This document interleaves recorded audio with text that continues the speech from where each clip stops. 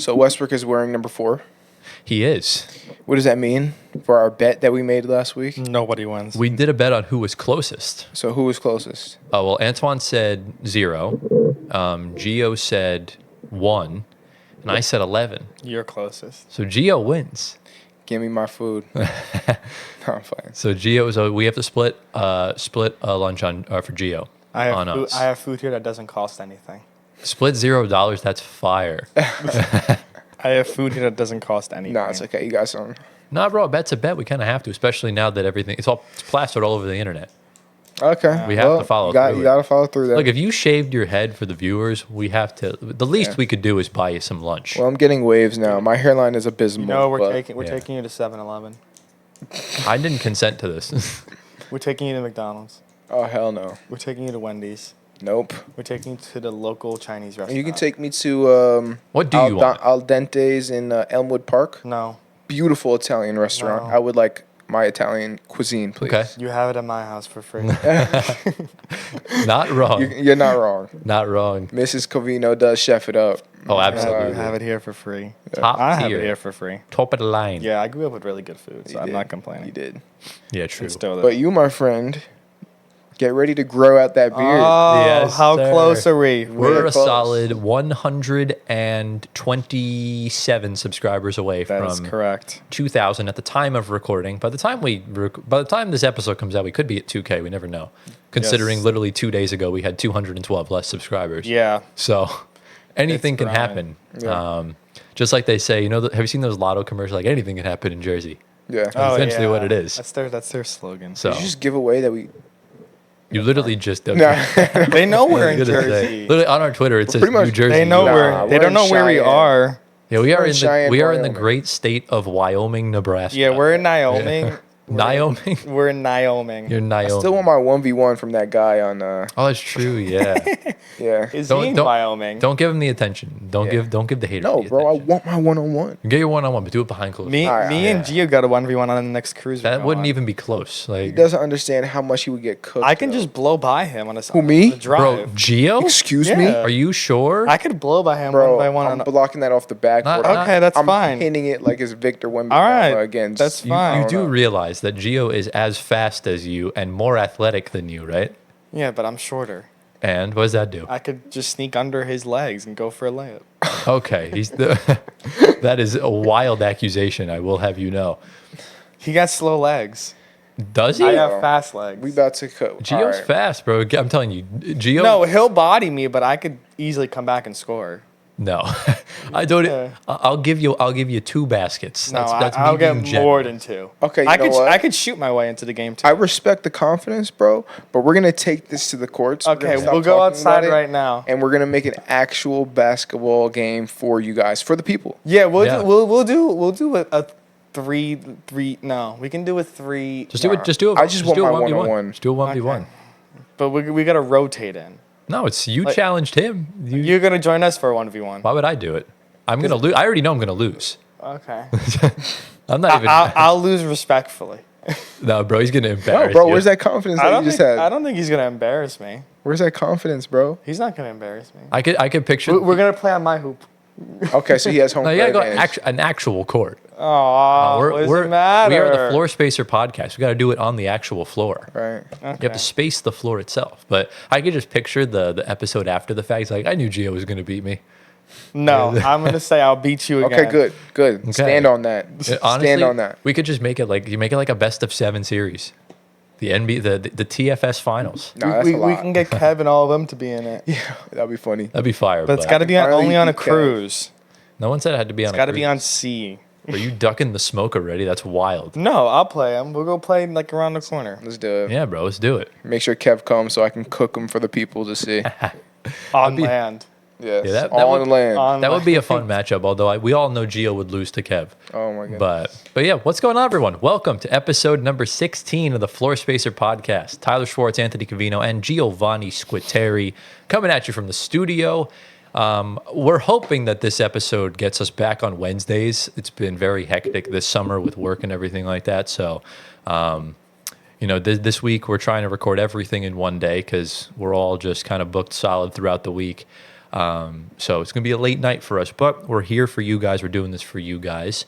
But lads, how we doing today? Wonderful. Very well. Just trying to get through it all. Yes. Facts. Let's do it. That's a big mood, but yeah. If you guys are new to the channel, make sure you subscribe. If you guys enjoy the podcast, be sure to drop a like, hit the notification bell. That way you're notified every single time we upload, which is every day. Make sure you comment down below anything you want us to see, any thoughts, comments, questions, concerns. We will answer them and everything of that nature. Be sure to follow us on our social medias. Follow us on Spotify. Give us a 5-star rating. Answer the polls. Yada, yada, yada. Follow Gio on Twitter. Get Gio to 1 million followers. This has become my intro routine. It's just get Gio Twitter famous. Don't do it. What are you on right now? Still the same amount? He's on 10. Are half of those real people? And probably bots. They're probably all bots.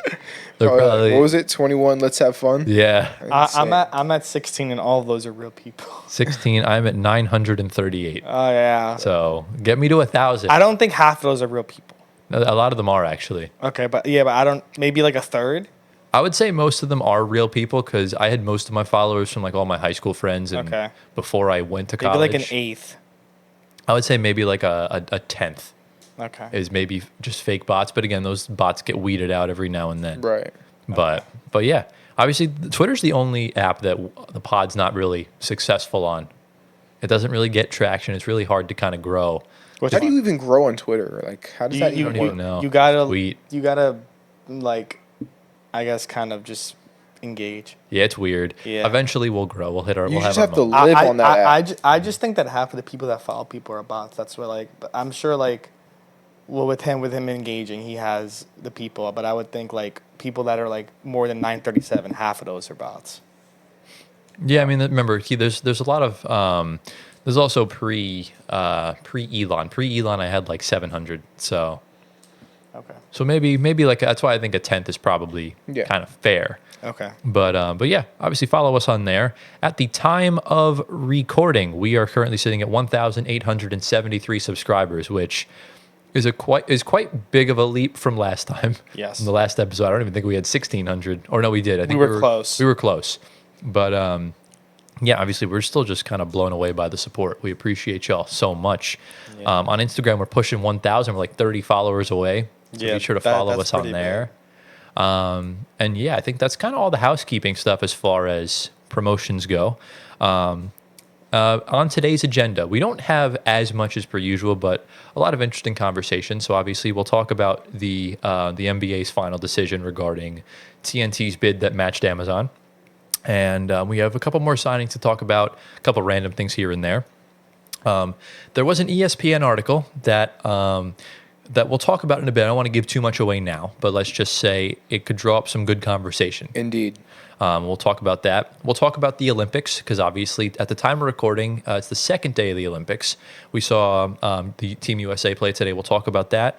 And that kind of segues us into Joel Embiid's comments that he made in London last week on a podcast that turned some heads. So we'll definitely talk more about that. I think that'll kind of be its own beast of a segment. And then it's Gio's turn this week for shower thoughts. So we got a nice, fully stacked episode, locked and loaded for you guys. The only question is, for you two over there, are y'all ready? Yes. All right. Let's do it. Let's dive right in. All right, into the first segment, the first story. It's a big one. We kind of hinted at this last week. We didn't talk too much about it, obviously, because we wanted to wait till we had all the information. And now we do. It really only took like 2 days after the last episode. During last week, episode 15, Antoine had brought up some breaking news that TNT had matched Amazon's offer, my voice cracked, for the rights to the NBA games. And we read the statement. We could put all these statements. We're going to show you a few of them on the screen right now. And essentially, I'm going to turn my phone sideways so I can zoom in. Essentially, like they all have their own layers to it, and we'll kind of just evaluate each one as kind of we go along. So I'll kind of briefly go through the TNT segment at first. Said we have matched Amazon's offers. We have the contractual rights to do so, and we do not believe the NBA can reject it. If doing so, they're rejecting many fans who continue to show their unwavering support for our best-in-class coverage delivered through the full combined reach of Warner Brothers, yada, yada, yada. obviously this is just a last-minute Hail Mary to keep inside the NBA afloat, essentially, speaking like that. So that was kind of where we left it off. And unfortunately, the NBA does not feel the same way. And it says, Warner Bros. Discovery's most recent proposal did not match the terms of Amazon Prime Video's offer, and therefore we have entered into a long-term arrangement with Amazon. So this officially now brings the end to the NBA on TNT. This will be the final season for the next 11 years that they won't be showing NBA games. And, literally not even an hour or two after they rejected it is when all the promos and all the social media announcements started. We saw Amazon Prime's trailer. We saw the NBC music, which sounds fire, by the way. So that was kind of that. So I guess we'll start off. We'll cut here for now. What are we thinking as far as this decision from the NBA? How do you feel about this decision personally of sticking with Amazon instead of going back to TNT? Originally, I was not a fan of it. I wanted TNT, to keep their position that they had. Yeah. But now, I'm starting to embrace the change a little bit more. Ooh. And I'm excited. I'm excited. This gives excitement, provides excitement for maybe this is what the NBA needed.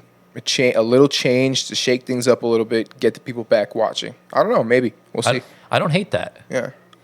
What do you think? Yeah, change is good. I think I'm excited to just see the sets they build for the shows, what they're going to use. Because we know TNT has the classic desk, the big screens in the back for the breakdowns. But I want to see if they modernize the sets like we see for the football season and have some just, things that are just, I guess, technologically innovative for them to use. It's hard. I think with this now, I think when the NBA is up again for rights to get signed, obviously they're going to re-sign with Amazon and NBC, but it's going to be for double. Because, over time, stuff's going to get more expensive. And, I'm guessing the NBA's, vision is that with this, the rights are going to double in value in due time once these first ones expire. And I think Barkley said that in his statement as well. That the reason why I did is because once this one expires, and they know it's going to double, and they're going to make double of the amount for next contracts. So, TNT, unfortunately, is a cable, not streaming. If TNT had a streaming service, maybe they had a better chance because, everybody's streaming stuff now. It's just part of the new world that we live in. So, TNT is just, without a streaming service or platform, that's, I guess, as innovative as Amazon. NBC's also has Peacock, but they're a big news station to have for, on Channel 4 here, and of course by us. But yeah, I think it's all things must come to an end. I think that's all good things. It's unfortunate, but I'm trying to think of another, I guess, type of show that had this type of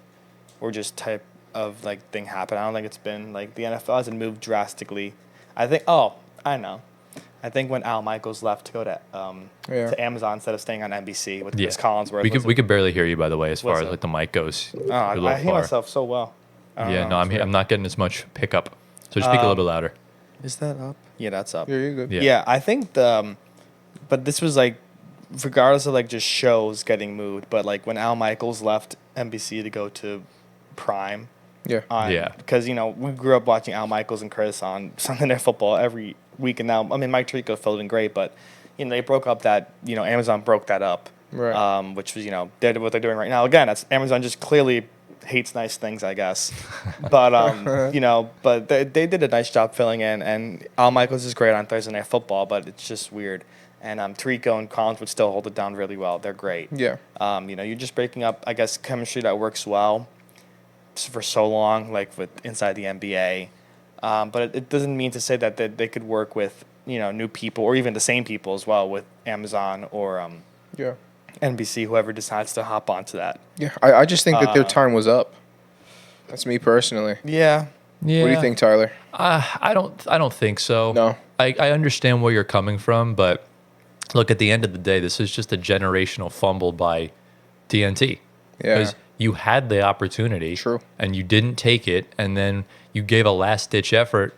And, when it was pretty much too late, and you already agreed, and they already agreed with Amazon and NBC. They weren't going to change their minds. Yeah. But this kind of segues into, as you mentioned before, Antoine, the Charles Barkley statement. Charles Barkley is not a happy camper right now. Not at all. No. And if you want, I could read you a statement. We'll obviously put it on the screen. Yeah. And he says, clearly, the NBA has wanted to break up with us from the beginning. Wow. I'm not sure TNT ever had a chance. TNT matched the money, but the league knows Amazon and these tech companies are the only ones willing to pay for the rights when they double in the future. The NBA didn't want to piss them off. It's a sad day when owners and commissioners chose money over fans. It just sucks. And then he went on to say he wants to thank TNT and everything. We're going to give you everything we have this season. Yeah. And this kind of it's interesting in the sense that it makes sense as to why the NBA is doing this, because obviously, as you mentioned, TNT, it's a channel you have to pay for on certain cable plans and stuff like that. But for the majority, it's easily accessible by everybody with a cable provider. Amazon, I could only imagine the royalty or the percentage that the NBA is about to get with each Prime subscription. Here's the thing, though, Tyler. I feel like there's a lot more people now that are shifting towards Prime subscriptions or Netflix subscriptions rather than cable. I think that's the direction that we're going as a country, as a culture. Yep. We're going in that direction. Subscriptions over cable. So I think the NBA realizes that, and I don't think it's it's not as personal as Charles Barkley is putting it out to be. Right. It's more. It's like, okay, what's going right now in the culture? Mm-hmm. What are more people shifting towards? And they see they're shifting towards Amazon Prime subscriptions, or any type of subscriptions, right? So it makes sense. I think it's a good business decision. Yeah. It's just the problem is, if you want to just say, then why couldn't the NBA be upfront with that? Because the NBA, the money was equal. The money was matched, but it doesn't match the terms, even though they matched exactly what they needed to. And that's where I'm a little perplexed by it. And that segues me into the last statement that we're going to read from this. Because TNT replied, they're also not happy campers. It says, given the NBA's unjustified rejection of our matching of a third-party offer, we have taken legal action to enforce our rights. Wow. Yeah. We strongly believe that this is not just our contractual right, but also in the best interest of fans who want to keep watching our industry-leading NBA content with the choice and flexibility we offer them through our widely distributed WBD video-first distribution platforms, including TNT and Max. So they are tied to a streaming service. Okay. But Max is not. Max Definitely doesn't have not as prominent. It's prominent. No. It doesn't have that relationship as like an ESPN or NBC as far as that goes. Yeah. So that's kind of where I'm perplexed, because on one end, it sucks for TNT. They fumbled with the first offer, but at the end of the day, the NBA is not being consistent. The NBA is not being upfront, and they can just say we prefer Amazon rather than saying it did not meet our terms, because it did meet your terms. It's the exact same thing, the exact same money, the exact same perks, I suppose. I also want to add, with the Amazon stuff, I think NBA doesn't want to piss off a certain person, and that person is Jeff Bezos. You think so? He's going to get into ownership with the team soon. Not in the NBA though. I would. He wants to buy an NFL team. I would think he'll throw an NBA. Why would Adam Silver want to appease Jeff Bezos? What's the motive there? The money he'll bring to the league. Just rich, bald, skinny white men. Yeah. Okay, well, the owner of TNT is also probably very rich. Yeah. Yeah. So then why would he? I think Jeff Bezos has a lot more networking and connections compared to Turner. Okay. Keep in mind, the NBA lost a lot of money with COVID. A lot of money. Very true. The number one source of revenue for anything sports related is ticket sales. And when you have fans not in the stadiums for over a year and a half to 2 years, the amount of money you lost is ridiculous. And look, it's tough in the sense that with the NBA and obviously everything they're tied to, I know they have a great relationship with Disney, who lost a lot of money as well with COVID. Yeah. So the NBA is pretty much doing everything they can to make that money back. Why do you think the in-season tournament exists? It has nothing to do with the regular season. Right. Just more meaningful games to bring to TV. Right. That would get them more money, more revenue, stuff like that. That's why almost every single night we're seeing national television games. So, and that's kind of the new NBA, I suppose. But look, I think I have no personal issue. As much as I love Inside the NBA, I don't have a problem with them preferring Amazon. Yeah. I have a problem with the way they preferred Amazon, because now you're gotten yourself into a legal hole, and you got to try and get out of it. And if you lose that, Oh, I think they what do easily you get do? it. What do you do though? They don't lose this. They get out of this easy. It depends. It really depends on, once we get more information from there on out, we'll know more. And I don't really expect this to change for a while, because the U.S. court system is extremely slow. So and corrupt at times, but it's a whole other conversation. Yep. kind of both. But Yeah. It is. But yeah, it's tough, man. I definitely feel for Charles Barkley, because all four of them are Turner lifers. They don't want to leave. Yeah. So they might have to, though. I know NBC wants them, but I'm not sure if they'll leave. I know Charles Barkley's already announced his retirement at the end of next season. Right. Yeah. So- I think the only way that, I guess, how we feel about it is once we see the broadcasts happen, and if it is truly better for us watching, if, it's still the fun stuff we like, but if it's not, then, we have... I don't even think it's that. I don't even think it's seeing if it's better. I wish they could have just incorporated all of them. What do you mean? Like, if they did a media rights deal with Correct. With Amazon, all of them. NBC, ESPN, and TNT. Because the ESPN and TNT have like a good relationship. They've kind of been doing stuff together. Yeah. It would have been cool to kind of incorporate that, but Right. I guess they only wanted 3. And you're obviously not going to lose ESPN because of the Disney relationship. They already have that with Bob Iger. I think getting Jeff Bezos, in your back pocket is going to be huge. Yeah. Because he is, I think, the second richest man in the world right now. So, Something like that. yeah. So it's, you want that kind of monetary power behind you. It's huge. It's going to give you that extra capital to kind of do what you want. You're going to start seeing crazy shit happen. The salary cap's going to go up Right. just And- immensely. Exactly. And think about it, like the people go where the money is. Mm-hmm. So they made a and business decision. the owners want the more money for salary cap to bring in more Yeah. players. Yeah. Right. You're not going to say no to something down the line that can make your team better. Yeah. Like the NFL salary cap, it raises like $30 million every year Yeah. because all the money they bring in, and they could add so many new players. Yeah. I think at the end of the day, it's time. It's time.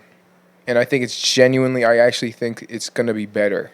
Ooh. It's I going to hope. be refreshing, I A think. take and a It's going to half. be very Like I said, refreshing for us. The thing about it is that this is a word we use, but the aura has to be there. Top tier. If I'm not feeling any aura with how they design the sets, because I feel like the sets is a big part of how I enjoy it as well. That's fair. Just because I worked in broadcast television for a little bit, the sets, like, it brings a whole new look to you. Like when you're watching, just how it looks. You want it to be modernized, of course. It doesn't have to be. But no, but like even like the sets that they're using, like after the U.S. Serbia game, that set that they have for the Olympics is just it's really clean. It's very classic. I'm not looking for anything crazy like the sets that Fox used for the Euro. Yeah. With the big open space Too with busy. like the graphics. Yeah. That like no, I want like a nice desk and design it like, how it is. Yeah. Like how Red Zone. No, not more like NFL Network. ESPN has First Take like that, something like that. Yeah. And then Look, just who you have on. Yeah, I mean, to me, the bar has already been set low with Amazon and Thursday Night Football. I think it's a humongous downgrade. So as long as it's better than that, I think we'll be fine. Because I still think ESPN's still the bottom of the barrel when it comes to I agree. NBA stuff. I will say the one thing that Amazon has done really well, I'm hoping they bring it to NBA, but on Thursday Night Football, you can stream the games with advanced stats on the screen. Yeah. So if they bring that to the NBA, that's actually really good for us watching the game. Where they actually for NFL, they drew up the plays and actually show the routes they run and how it's really fun. You should get to watch it. If they do I hope have, they bring it to the NBA. If they do have it with the advanced stats, Jokic may never lose an MVP ever again. Yeah. But Yeah. that's only for Amazon though. Yeah. But yeah, no, it should be. I'm open to it. I'm Yeah. ready to accept it. It's Yeah. gonna suck. We're probably gonna see some wild things said this season with TNT. Yeah. Because they got nothing to lose now. Yeah. But The I'm last curious. show will be interesting. The last they show will said. be It very will be. emotional. It will That be. Eastern Conference Finals, there's going to be a lot of tears. Yeah. A lot of tears. It's going to be sad in the beginning, but then once the Amazon and NBC come on, you'd be like, oh, I completely forgot about TNT. I wouldn't say genuinely I don't believe know. that. I wouldn't say that. No. Okay. If that's the case, you're thinking like someone made a comparison. It's like Toys R Us going out. Never Yeah. forget Toys R Us. Yeah. Yeah, well, I think you did forget Toys R Us until he said that. No.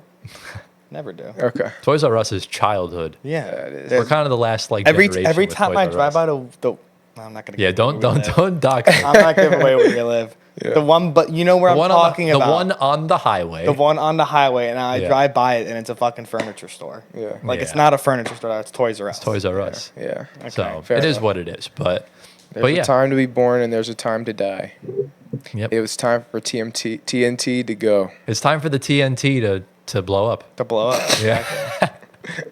That's a It's wild literally thing. in their Yeah. name. But yeah, we're ready for it. Yeah. Any final thoughts, lads, on this? No. All right, let's move on. All right, into the next segment. This is a bit of a quicker one. We just got some more signings as we've been doing since free agency began, or even before free agency, to just kind of roll through some quick ones. But obviously, we got to start out with the brick in the room.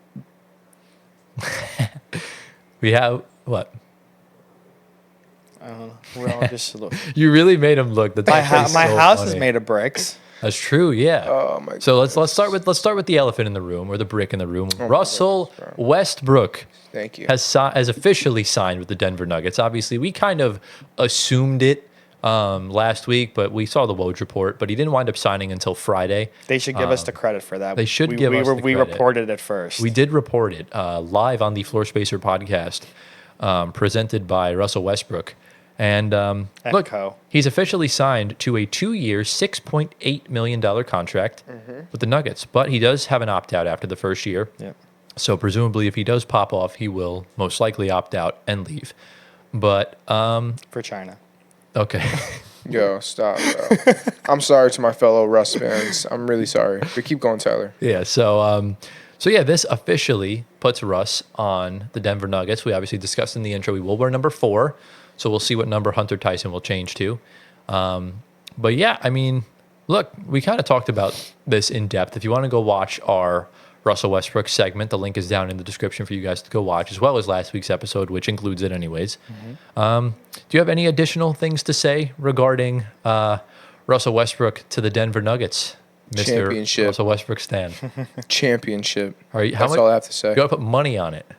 You want to wait till they sign more? You want to do that? I mean, I think they're going to win the championship, but like, I'm not willing to put money on it. Not right now. I got Nuggets going to the championship over the Knicks.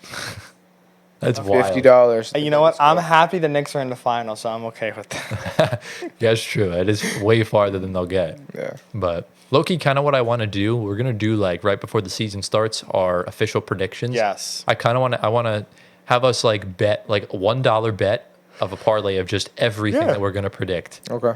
Oh, And we'll kind of keep track of it. Yeah. I agree with Okay, that. Let's that's do that. fine. That's cool. So- That's fun. Yeah. 'Cause All right, then let's do we it. could, like, if we all hit on those, we could actually win a good amount of money. That'd be sick. Yeah, we can choose anywhere Right. from $1 to The odds. $5 or even higher if you want. like Yeah, we do it on either FanDuel, So- DraftKings, whatever you have. I like it. Yeah, whatever we fine. decide to do. So we'll do like MVP, DPOY, Rookie Yeah, of the you Year. could all parlay it together. Who goes to the finals, who wins, finals MVP, stuff like that. It Love could be it. a insanely sane parlay. That's cool. Yeah. So Yeah. that should be interesting. But yeah, congrats to Russell Westbrook. I'm excited to see this fit. I'm not gonna lie. This is gonna be cool. It Yeah. is. Imagine telling a Nuggets fan 8 years ago that Russell Westbrook was going to go to the Nuggets. That'd They be- would, yeah, they would freak out. Yeah. I think it's the same thing with the Lakers and the Clippers as well. Yeah. Could you also imagine telling a Mavericks fan 4 years ago that you would get Kyrie Irving and Klay Thompson in back-to-back years? That's just nuts. That's the NBA today. That's the NBA Exactly. today, man. Exactly. So Russ on a vet minimum is crazy. But obviously, that is that. We move into the next signing. This one happened yesterday. Tyus Jones, not really, a household name. He was really good in college with Duke. Then he got drafted to Memphis, kind of spent some time there. Then got traded to Washington as part of the Kristaps Porzingis Marcus Smart trade. He was the casualty in that because obviously Memphis wasn't going to pay him. He is now signed with the Phoenix Suns. He signed there on a 1-year, $3.3 million deal. So he signed for $100K less than Russell Westbrook. So at least that's one player Russ is valued over more, which is which is pretty good. That's And insane. bro is so grateful to be a son. He went as far as releasing a 2-paragraph statement that I'm not going to read Wow. because it's basically just saying, Tyus? Yeah, Tyus Jones You released know what? a That just made me like him a lot more. He's very inspirational. Okay, I'm gonna read this He's paragraph. extremely inspirational. Him and his brother are very. I mean, do you want me to read it? Because Read it. if you want. Okay. He said the following. We're going to put it on the screen, and this is what Tyus Jones said to ESPN. The chance to play for the Phoenix Suns made the most sense on a lot of levels to me and my family. Beginning with the way Governor Matt Ishbia and the front office recruited me, and how Coach Mike Budenholzer showed me how I can significantly impact a team that has a real opportunity to challenge for an NBA title as their starting point guard. Cap. Starting point guard. We'll talk about that after the statement. I said he's starting. Then he said, my agent Kevin Bradbury walked me and my family through multiple free agency offers and sign and trade proposals from the Washington Wizards. I lost where I was. Oh, there we go. At a number of different financial levels, but the Suns' opportunity is where I can best maximize my value for a return to free agency next season, as well as give myself a chance to be a part of what I think could be a special team this season. So essentially, he's betting on himself. There were probably other long-term offers on worse teams with cap space. But look, I don't mind this. This kind of gives me vibes of Bruce Brown to the Nuggets a couple years ago. It also gives me Dennis Schroeder vibes, Dennis Schroeder. where he bet on himself and completely. He also turned down $84 million. But Exactly. I understand the sense of not wanting to go back to LA because you have to be able to handle the heat. Bro, 84 million, 84 bro. mil is 84 mil. I would have taken all the criticism and then some. Yes. But yeah, essentially that's that. But I want to talk about the what he said at the end of the first paragraph. Starting point guard. I said he was going to start. There's no way he's going to the bench. He's a bench player though. No. He's a bench player. No. Like, So who's the guard over there? There's no In Phoenix? Bradley Beal. they have Bradley Beal. So he must start. He's going to have to He's because starting, yeah. Because realistically speaking, with Phoenix, you start Tyus Jones, you have Devin Booker, Bradley Beal, Kevin Bradley- Durant, KD's your 4. and Brad then- has to come off the bench. right. Who? But why? Like, Wow. logistically speaking, right? Logistically speaking, would you rather bring Bradley Beal off the bench on a supermax no trade clause, or would you rather bring off the bench either Tyus Jones or Grayson Allen? Tyus Jones on a vet minimum, Grayson Allen's on just above the MLE at about 15 mil annually. I don't care. Brad's coming off A the bunch bench. of logistics, but at the same time, I'd rather start. If you want a complete lineup, you start Tyus Jones and you bench Bradley Beal. Yeah. Yeah. Because idealistically speaking, of that lineup, you roll out Tyus Jones at the 1, Book at the 2, Grayson Allen at the 3, KD at the 4, Nurk at the 5, and then your bench unit's comprised of, you got a backcourt of Monte Morris and Bradley Beal. It's pretty solid. It's pretty not bad. solid. The Suns team is still inherently bad, but like And you have Royce It could be O'Neal. much better. you I mean, still it's have Royce O'Neal. Still Yeah. KD and Devin Booker. Right, it's still KD and Devin They, Booker. they made their team significantly better depth-wise, and they needed a point guard. Right, I think so because we didn't even mention Royce O'Neal, Mason Plumlee's their Drew Eubanks replacement, which is a Yep. big upgrade. Yeah. So, look, I mean, They it's could be a just. lot better than we think. They might get finals run. I don't know about that. Could you imagine if they? I were- wouldn't Deep be playoffs, surprised. yeah? I think they would probably be like the second or third best team in the East. The way KD played today, But that's the U.S. Yeah. I know, but You if have he, stuff- if yeah, but he he's brings not- that over, If he brings that over, but the spacing he has with Team USA is Right. significantly better. It's also the NBA is a different animal because it's like games are there's 82 games. Yeah. A long season. KD's a little bit older, so And the opponents are also going to be a lot better as well. right. So, like, the Boston Celtics are going to typically play a lot better than Greece or Puerto Rico Right. or anything. It's like when when Zion Williamson went from playing Elon and Samford to go in to play, Yep. the Pelican or when he went to go play the Grizzlies and the Rockets when he was with the Pelicans. So yep. it's kind of what it is. But look, I don't hate this move for Phoenix. No. I think there were better point guard options out there, obviously, but if you're looking at who's left, they needed a point guard. They went out and got a good point guard, and I think he's going to help. Obviously now that we gave away our more favorable picks to Houston, we really don't need Phoenix to suck until 2029 now. So I can actually root for KD again and not feel bad about it, essentially speaking. So, but I mean, what do you see, kind of, Antoine, with this fit with Tyus Jones now as he makes this big leap to play on his first real good team since the Memphis days? Yeah. I mean, it would have been great to see him go to San Antonio with his brother, but there's so much point guard. I mean, maybe if Chris Paul leaves at the end of the year, he goes to team up with his brother. I don't know. That's They're very true. close, but no, I don't think they could have got Killian Hayes, which we'll get into, but I don't think you're starting him over Tyus Jones. He's really good. He's a pure passer. He tallies up assists. He doesn't score a lot. Of course, he's not gonna rebound as much, but he's someone that's gonna disrupt the game for a little bit. He can steal. Yeah. I watched him when he was at Duke. He was a really good, like, prime player for Coach K. He was a top recruit there. I think he was there in Zion. It was Zion, Zion, Cam Reddish, R.J. Barrett, Bro, and for the Pelicans roster. Tyus was running the point. That was a really good team. So of course he's going to succeed there with those guys. Yeah. But he's still succeeding with Memphis. He would have been there if they didn't draft Ja, of course, because he was their starter.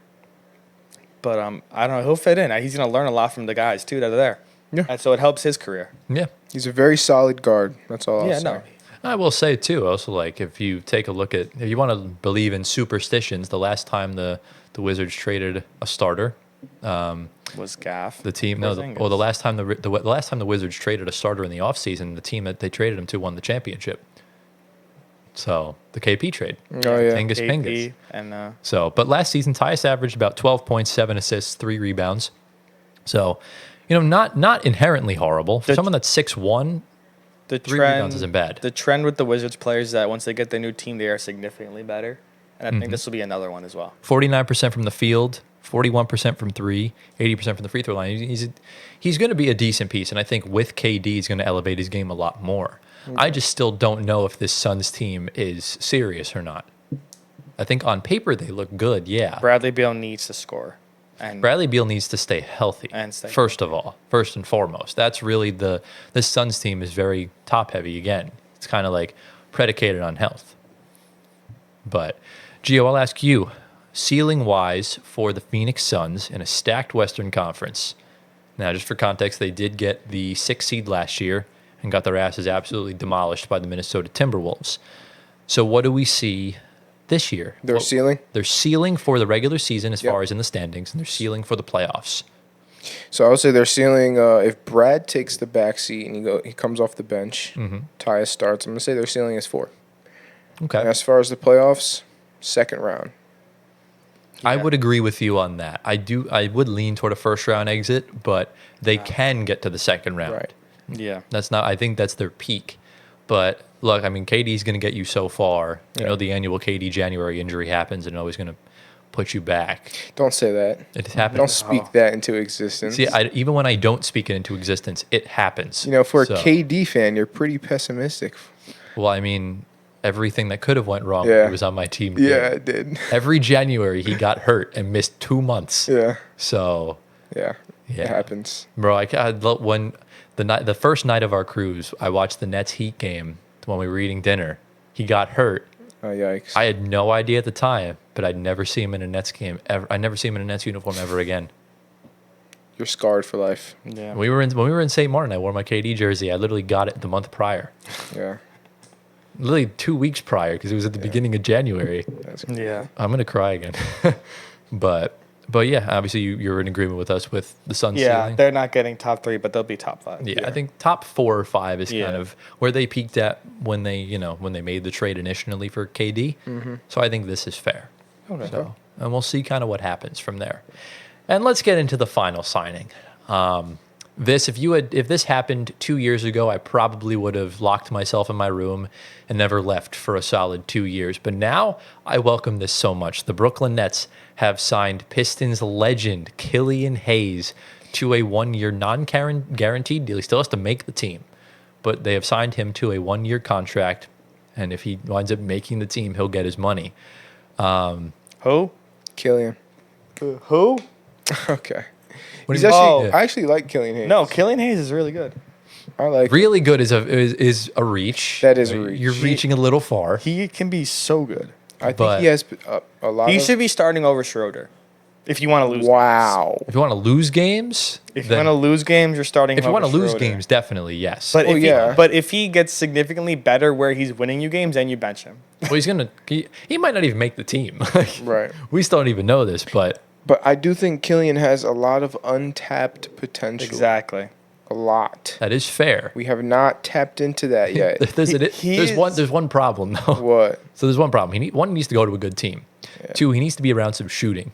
Yeah. And we don't got any of that. Yeah. No, once we but- trade Cam Johnson, that's like we have no more 3-point specialists anymore. Right. This is not the Ben Simmons and 4 shooters sort Yeah. of nest. But why don't you have him play with Cam Thomas and drop 30 points each every night and lose by 50? Well, I mean that's an option, but remember we can't make this tank look very obvious. We're gonna win games. We're gonna even if it's 10 games, we're gonna win games. But Killian Hayes essentially, I can't really see the minutes for him, to be honest with you. Yeah. I just can't. You got Schroeder, you got Because Thomas. he's not starting. Like, we know that for a fact. Yeah. Because let's presumably say this roster stays the way it is because that's what Sean Marks likes to do. You're looking at Dennis Schroeder, Cam Thomas, Bojan Bogdanovic, Cam Johnson, and Those are your guards. Nick Claxton. Or, we have that. But idealistically, let's say we do trade Cam Johnson and DFS, right? Your guard depth, you're looking at Dennis Schroeder. You got Keon Johnson, who potentially could wind up. He got a multi-year deal, so he could potentially get some minutes. Yeah. We don't know what's happening with Dennis Smith Jr. Dariq Whitehead, same thing. I just don't know if Killian Hayes will get the minutes. We also just signed Shake Milton in the trade as well. Are you Right, I including forgot about Jalen him. Wilson too? Jalen Wilson's a forward. Okay. So I don't necessarily think the minutes will be there. However, if you're talking about a tank job, Sean Marks deserves a round of applause because you potentially just put together a backcourt combo of Ben Simmons and Killian Hayes. I don't think it's gotten more ass than that in my entire life. Ben shouldn't even be there anymore. It's unfortunate. I feel bad for he's Ben. getting I do. paid. He's getting paid to sit on the bench. Yeah, I do. I feel, It's well, just- you know it's what? just I the- don't feel bad for Ben. Like No, you said, I don't he's getting feel paid. bad. Right, he's getting paid, but at the But, same like- time, bro's in pain every day. That's not my problem. I'd rather be broke and healthy than Yeah. ailed and Is he rich. actually in pain but every day? he's not going to retire because he's going to lose the money. He won't retire, but like at the end of the day, Ben Simmons' chapter with the Brooklyn Nets has been massive back nerve problems where he couldn't even go up the stairs to Wow. being rushed back from a back surgery 5 months afterwards and then pinching the nerve and then doing the same thing again this year. It's just, I feel bad for him because the hate he gets is just so extra compared to like NBA players that actually deserve criticism for what they do. Yeah. And Ben Simmons seems to be the one that gets the wrong end of the stick. Pause. But look, as far as Killian Hayes goes, I don't really expect this to turn into anything.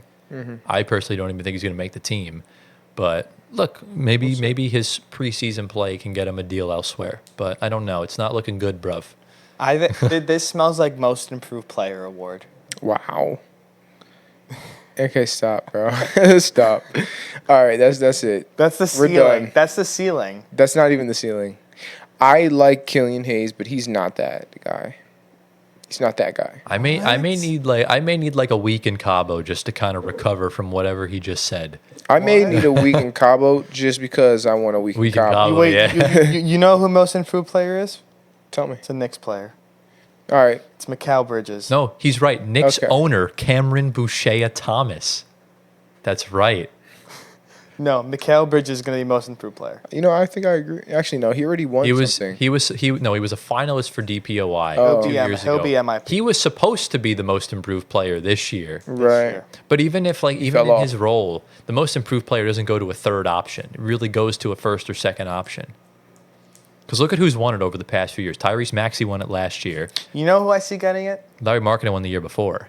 I see DeJounte Murray because he's now have a starting point guard role. No, he's already been good. He's already been good. I think Cam Thomas is a perfect dark horse option, Maybe especially Cam. with But he was good last year. He was good. He was good last year, but remember, no one knows Cam Thomas. Everyone thinks he's this inefficient shot chucker when he's really not. So everyone's finally going to see this now that he has no one around him, where he'll take over. He may average like 30, but I think it's gonna be Russell Westbrook.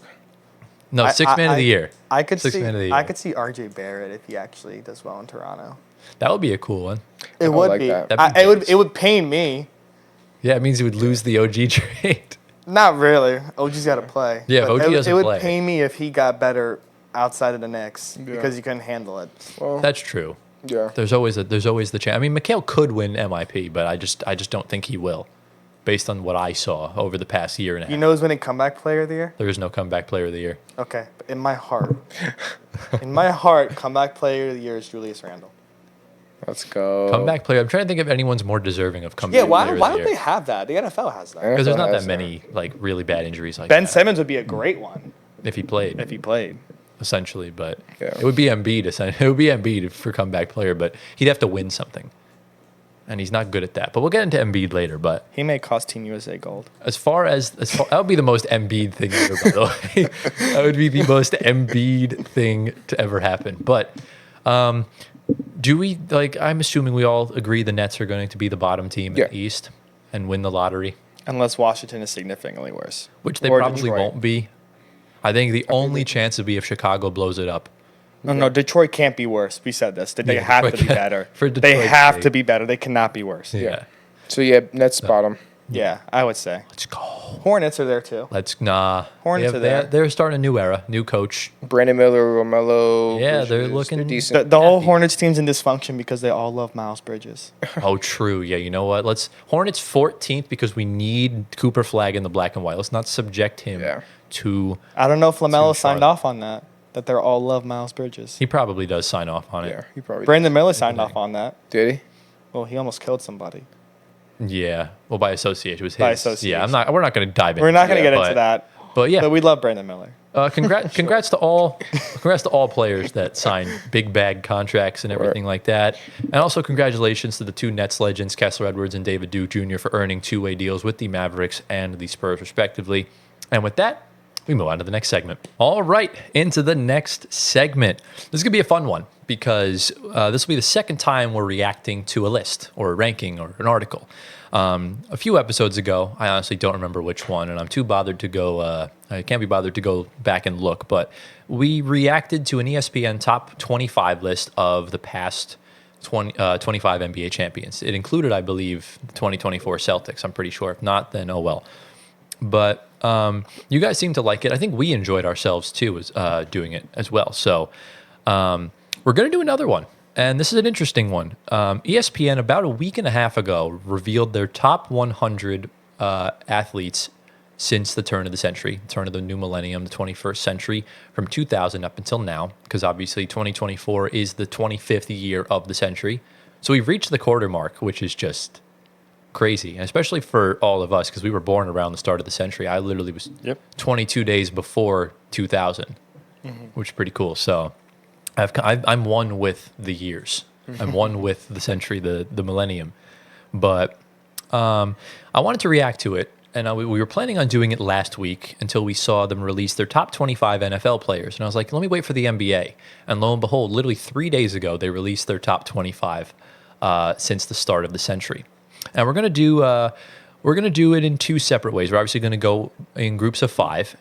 Once we get to a certain point, because not all of them made the top 100, but I'll reveal where they fell inside the top 100 list. And at the end, we'll also take a look at the top 10 athletes that ESPN chose, and we'll just kind of quickly give our thoughts on that. Is this current? So- this is current, right? This is, well, no, it's Of the just century. top Of the 20 century, These are the right. top 25 NBA players from 2000 to 2024. Okay, So, I'm ready. anything to say before we get into it? No, let's go. All right. So we're going to start from 5 and 6 through 10, 11 through 15, 16 through, so 25 to 21. do We're it. going to go in reverse order. So coming at number 25 is Luka Doncic. Wow. Number 20, I'm going to go just in all the 5, and then Okay. we'll talk about the 5. So number 25 is Luka Doncic. Number 24 is Pau Gasol. Number 23 is Russell Westbrook. Number 22 is Draymond Green. And number 21 is Tony Parker. I don't agree with a few of those names. I don't have to see who's ahead. Feel free to talk about. Tony Parker is perfectly fine. Luka, Bit of an early doors shout. For Pau, for- Russ, Draymond's ahead of Luka, Powell, and because of the rings. Insanity. I don't care about the rings. Are you kidding me? That's of course he's going to say that as a Russ fan. Insane. No, Who Draymond cares? should not be there because of the rings. Like, come on, bro. Well, Okay. Draymond's also one of the best defenders we've ever Yeah. seen. How did Luka get 25? I don't know how don't Luka's know. there already. I don't I know. will say Luka and Russ are two of, I believe, only 4 players on this list that have not won a championship. Okay. So Still. my guess is why Russ is so low probably has to do with recency bias, considering if we're calling a spade, he was not very good in Houston. He was a horror show in the Lakers. He was great in Houston. Eh, He averaged 28 a game. Look at the stats. stats were good, but what did it lead to? A second round exit in the bubble. The team wasn't good, and it wasn't Exactly, constructed well. right. But I'm not talking. That's not my personal choice. I would have had him a lot higher, but you know, it wasn't OKC in Houston, right? He was a horror show on the Lakers, and he's now a vet minimum player in this new era of Russell Westbrook. So I Yeah. guess they're just taking it as a whole. I think prime wise, he's definitely way up there. I agree. But that's my guess as to why he's so low. He should be higher. Luka on this list is a bit of an interesting one. I don't necessarily understand agree that. with it, but I don't necessarily disagree with it. It's just kind of hard to tell. Once we kind of get into more of these, we can start thinking of players that didn't make it. So I kind of wish they kind of gave like a couple Yeah. names that missed out. Yeah. But Or honorable mentions. yeah, Powell I think could have been higher. Yeah. Oof. And yeah, I honestly I would probably put Powell, Russ, and Draymond all higher than where they are. Yeah. I Okay. agree. I agree. Yeah. Draymond? Yeah. Not Draymond. Bro, to me, outside of the dirty plays and stuff like that, I think without Draymond, the Warriors don't have a dynasty. I agree. He's just like I think he's the engine to that. I think he is. he's like a better KD version of was- Thanasis. I wouldn't say that. I would No. say Thanasis is like the engine of the team. No. he reminds me a lot of just a dirtier version of Marcus Smart. Yes. Yes. That's essentially how I kind of can view see that. Draymond. I don't think he's intentionally a dirty player. He just does dirty No, plays. he's not. Like so, I don't think- I don't put him in the same category as Zaza, for example. Like Zaza is just a dirty Yeah. player. But Okay. yeah, I don't like the list so far, but we Go to can the next continue. that's fair. And none of them obviously made ESPN's top 100 athletes of the century. That's really Okay. a shame, but No, So, there's a there's lot a lot of more. sports to go through. There's a I lot don't care. more. So still. all right, so moving into the top 20 now. Number 20, we have Ray Allen. Number 19, we have Anthony Davis. Number 18, we have Allen Iverson. Number 17, we have Manu Ginobili. And number 16, we have Kawhi Leonard. This list is abysmal. It's ESPN.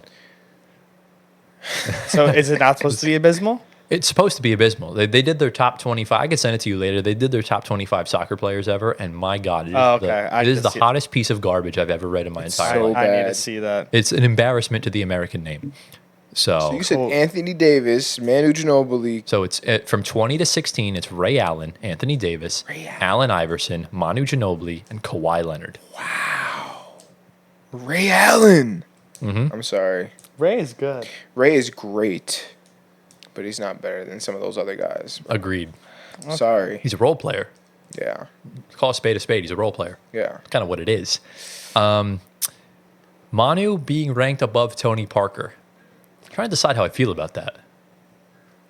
Well, when you look at Manu's impact on basketball, like on the world level, Yeah. because he No, played but- for Argentina, but won with the TP Olympics. TP Right. was In so much Argentina. better. He played for France, Tony Parker. Again, I think also was recency so much bias. better. Hornets Tony Parker was a shell shock of a Exactly. player. Exactly. So I think that's kind of what they take into account with it. But 20 to 16 is really bad. Yeah. I'm being honest. I think obviously if AI won a championship, he could have been higher. I Right. would have put him higher regardless because I just think he's that. AI is like arguably what, like a top 30 player ever. Yeah. Maybe a little bit less, give or take, depending on how you view the guy. Interesting. And I think Kawhi definitely, I understand Kawhi here purely Yeah. for health reasons. I like Kawhi. I Yes. get that 100%. Who do they have higher than Kawhi?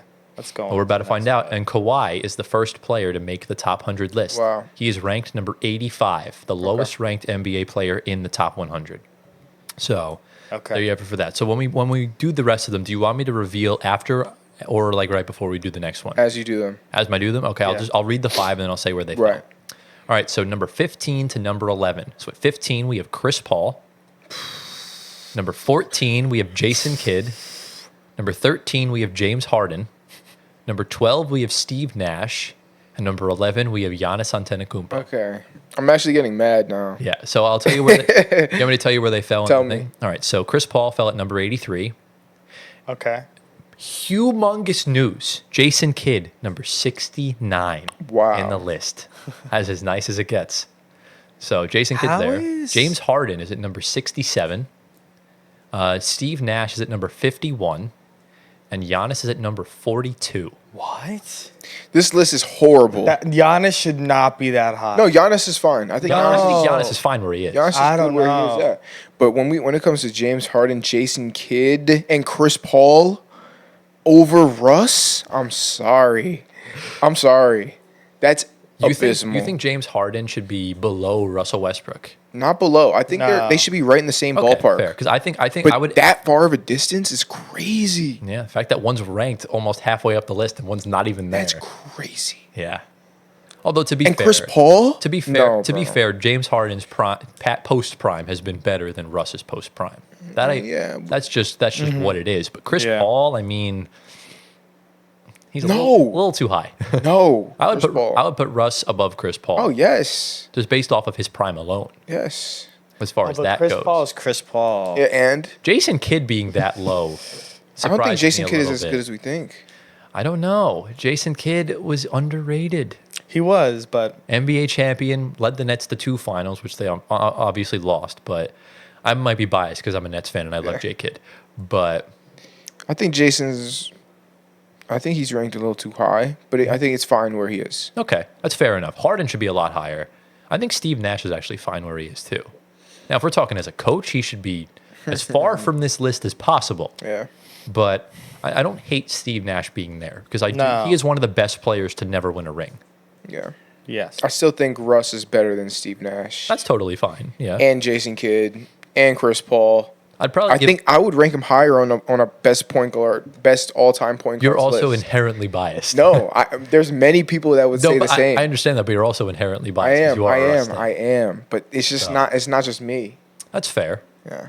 All right, top 10. Do you want me to go 10 to 5 or do you want me to start doing these one by one? Go 10 to 5. 10 to And 5, then we'll then do do 5 5 one to by 1. Okay. Yeah. Coming in at number 10, we have Dirk Nowitzki. Okay. Number 9, Kevin Durant. Okay. Number 8, Dwayne Wade. Wow. Number 7, Nikola Jokic. And number 6, Kevin Garnett. I think I'm okay with that. It's better than the previous 15, I'll tell you that. I think I'm okay with that. Jokic is high. As he should be. No, he should be there. As he should Perfectly be. fine. Bro, think about just from this decade alone, when it started, he's dominated it. He has one championship. One championship, but he He's has up there with guys that have like 3, 4, 5. right. But KD's got 2. Are you telling me? KD has 3. Wait, He's 2. Oh, he has 2. He's 2. Wait. He's 2. Yeah, are you telling me PP is top 5? we'll have to find out. Bro, he's not even on the list, bro. Yeah, he's not on the list. What? Of course not. Why would he be on the list? That's What abysmal. okay, but I want a PP without KG yes. would be like.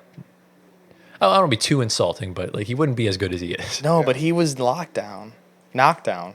Yeah, I was gonna say he definitely was not locked. Yeah. Knockdown. Not lockdown. Knockdown. But yeah, no, like I said, obviously, like I said, it's not the '90s anymore. Winning championships is not going to be done by one team, and he's won 3 out of the 4 MVPs possible. Who's below Jokic? Dwayne Wade, Kevin Kevin Durant, Durant. Dirk Nowitzki. That's fine. So Dirk also has, I think, 1 championship as well. So yeah. as far as where they fell on the list, on the top 100 list, Dirk, very fitting, number 41. So that's pretty cool. Did that on KD, purpose. KD number 39. Okay. Dwayne Wade number 35. Okay. Nikola Jokic number 28. Okay. And Kevin Garnett number 23. Wow. I still think that's way too high So for wait. Jokic, but So for the last 5, so we're putting LeBron, Kobe, that's your guess. These are your guesses. LeBron, Kobe. Is Shaq count? No. Shaq played in the 2000s. Shaq played in the 2000s. LeBron, Kobe, Shaq, Yeah. MJ. No. No. He played in the 2000s, but But he that's was not 90s. good in the 2000s. Who are we forgetting? 2 players that are fantastic. Duncan? Ah, yes. Mm-hmm. Who else?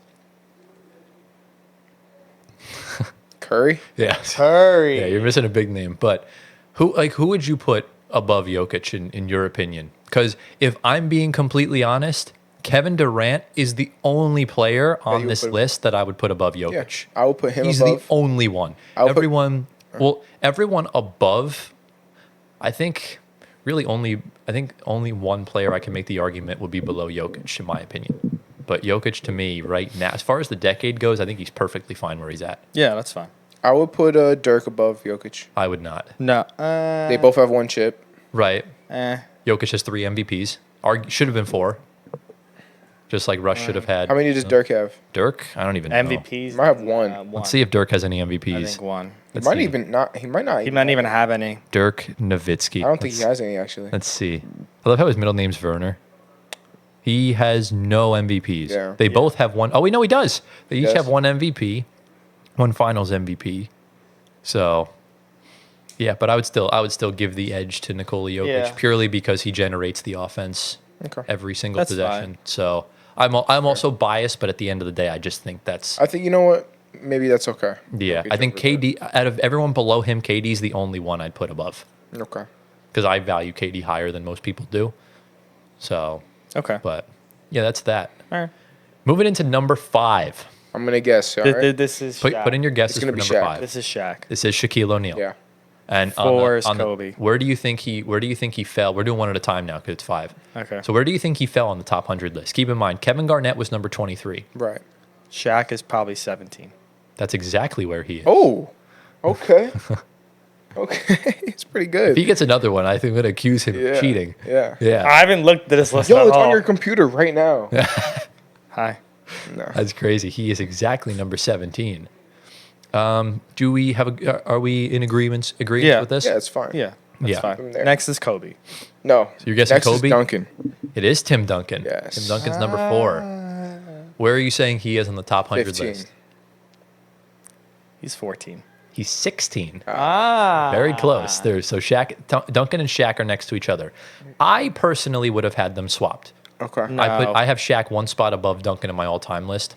I don't think so. Only No. because Duncan played more in the 2000s than Shaq did. Shaq played a lot in the 90s. Right, 93 he was drafted. That's or fair. That is 92. fair. I will agree with you on that. 90 Shaq was a beast. No, Tim Right. Duncan is. Okay, you know what? I'll agree with you on that. Tim Duncan, big Gotta fundamental. have him over there. Yeah. All right. Any guesses for number 3? 3 is definitely Kobe. Wait. It has Curry. to be. No, it has gotta to be be. Kobe Curry. Curry? It has to be Kobe. It's Stephen Curry. Yeah. I don't know how I feel about it.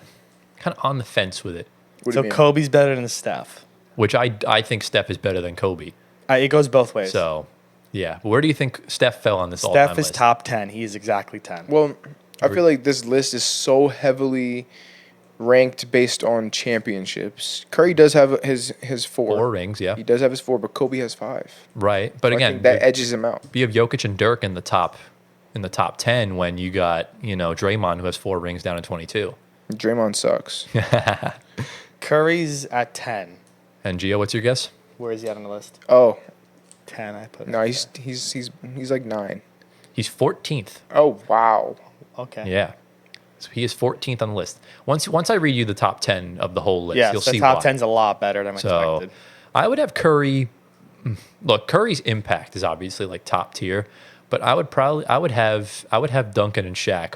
I would at least have Duncan below or above Steph No. because Steph wasn't the best player on the team until 2022. Yeah, It was KD's team. that's very true. I don't know.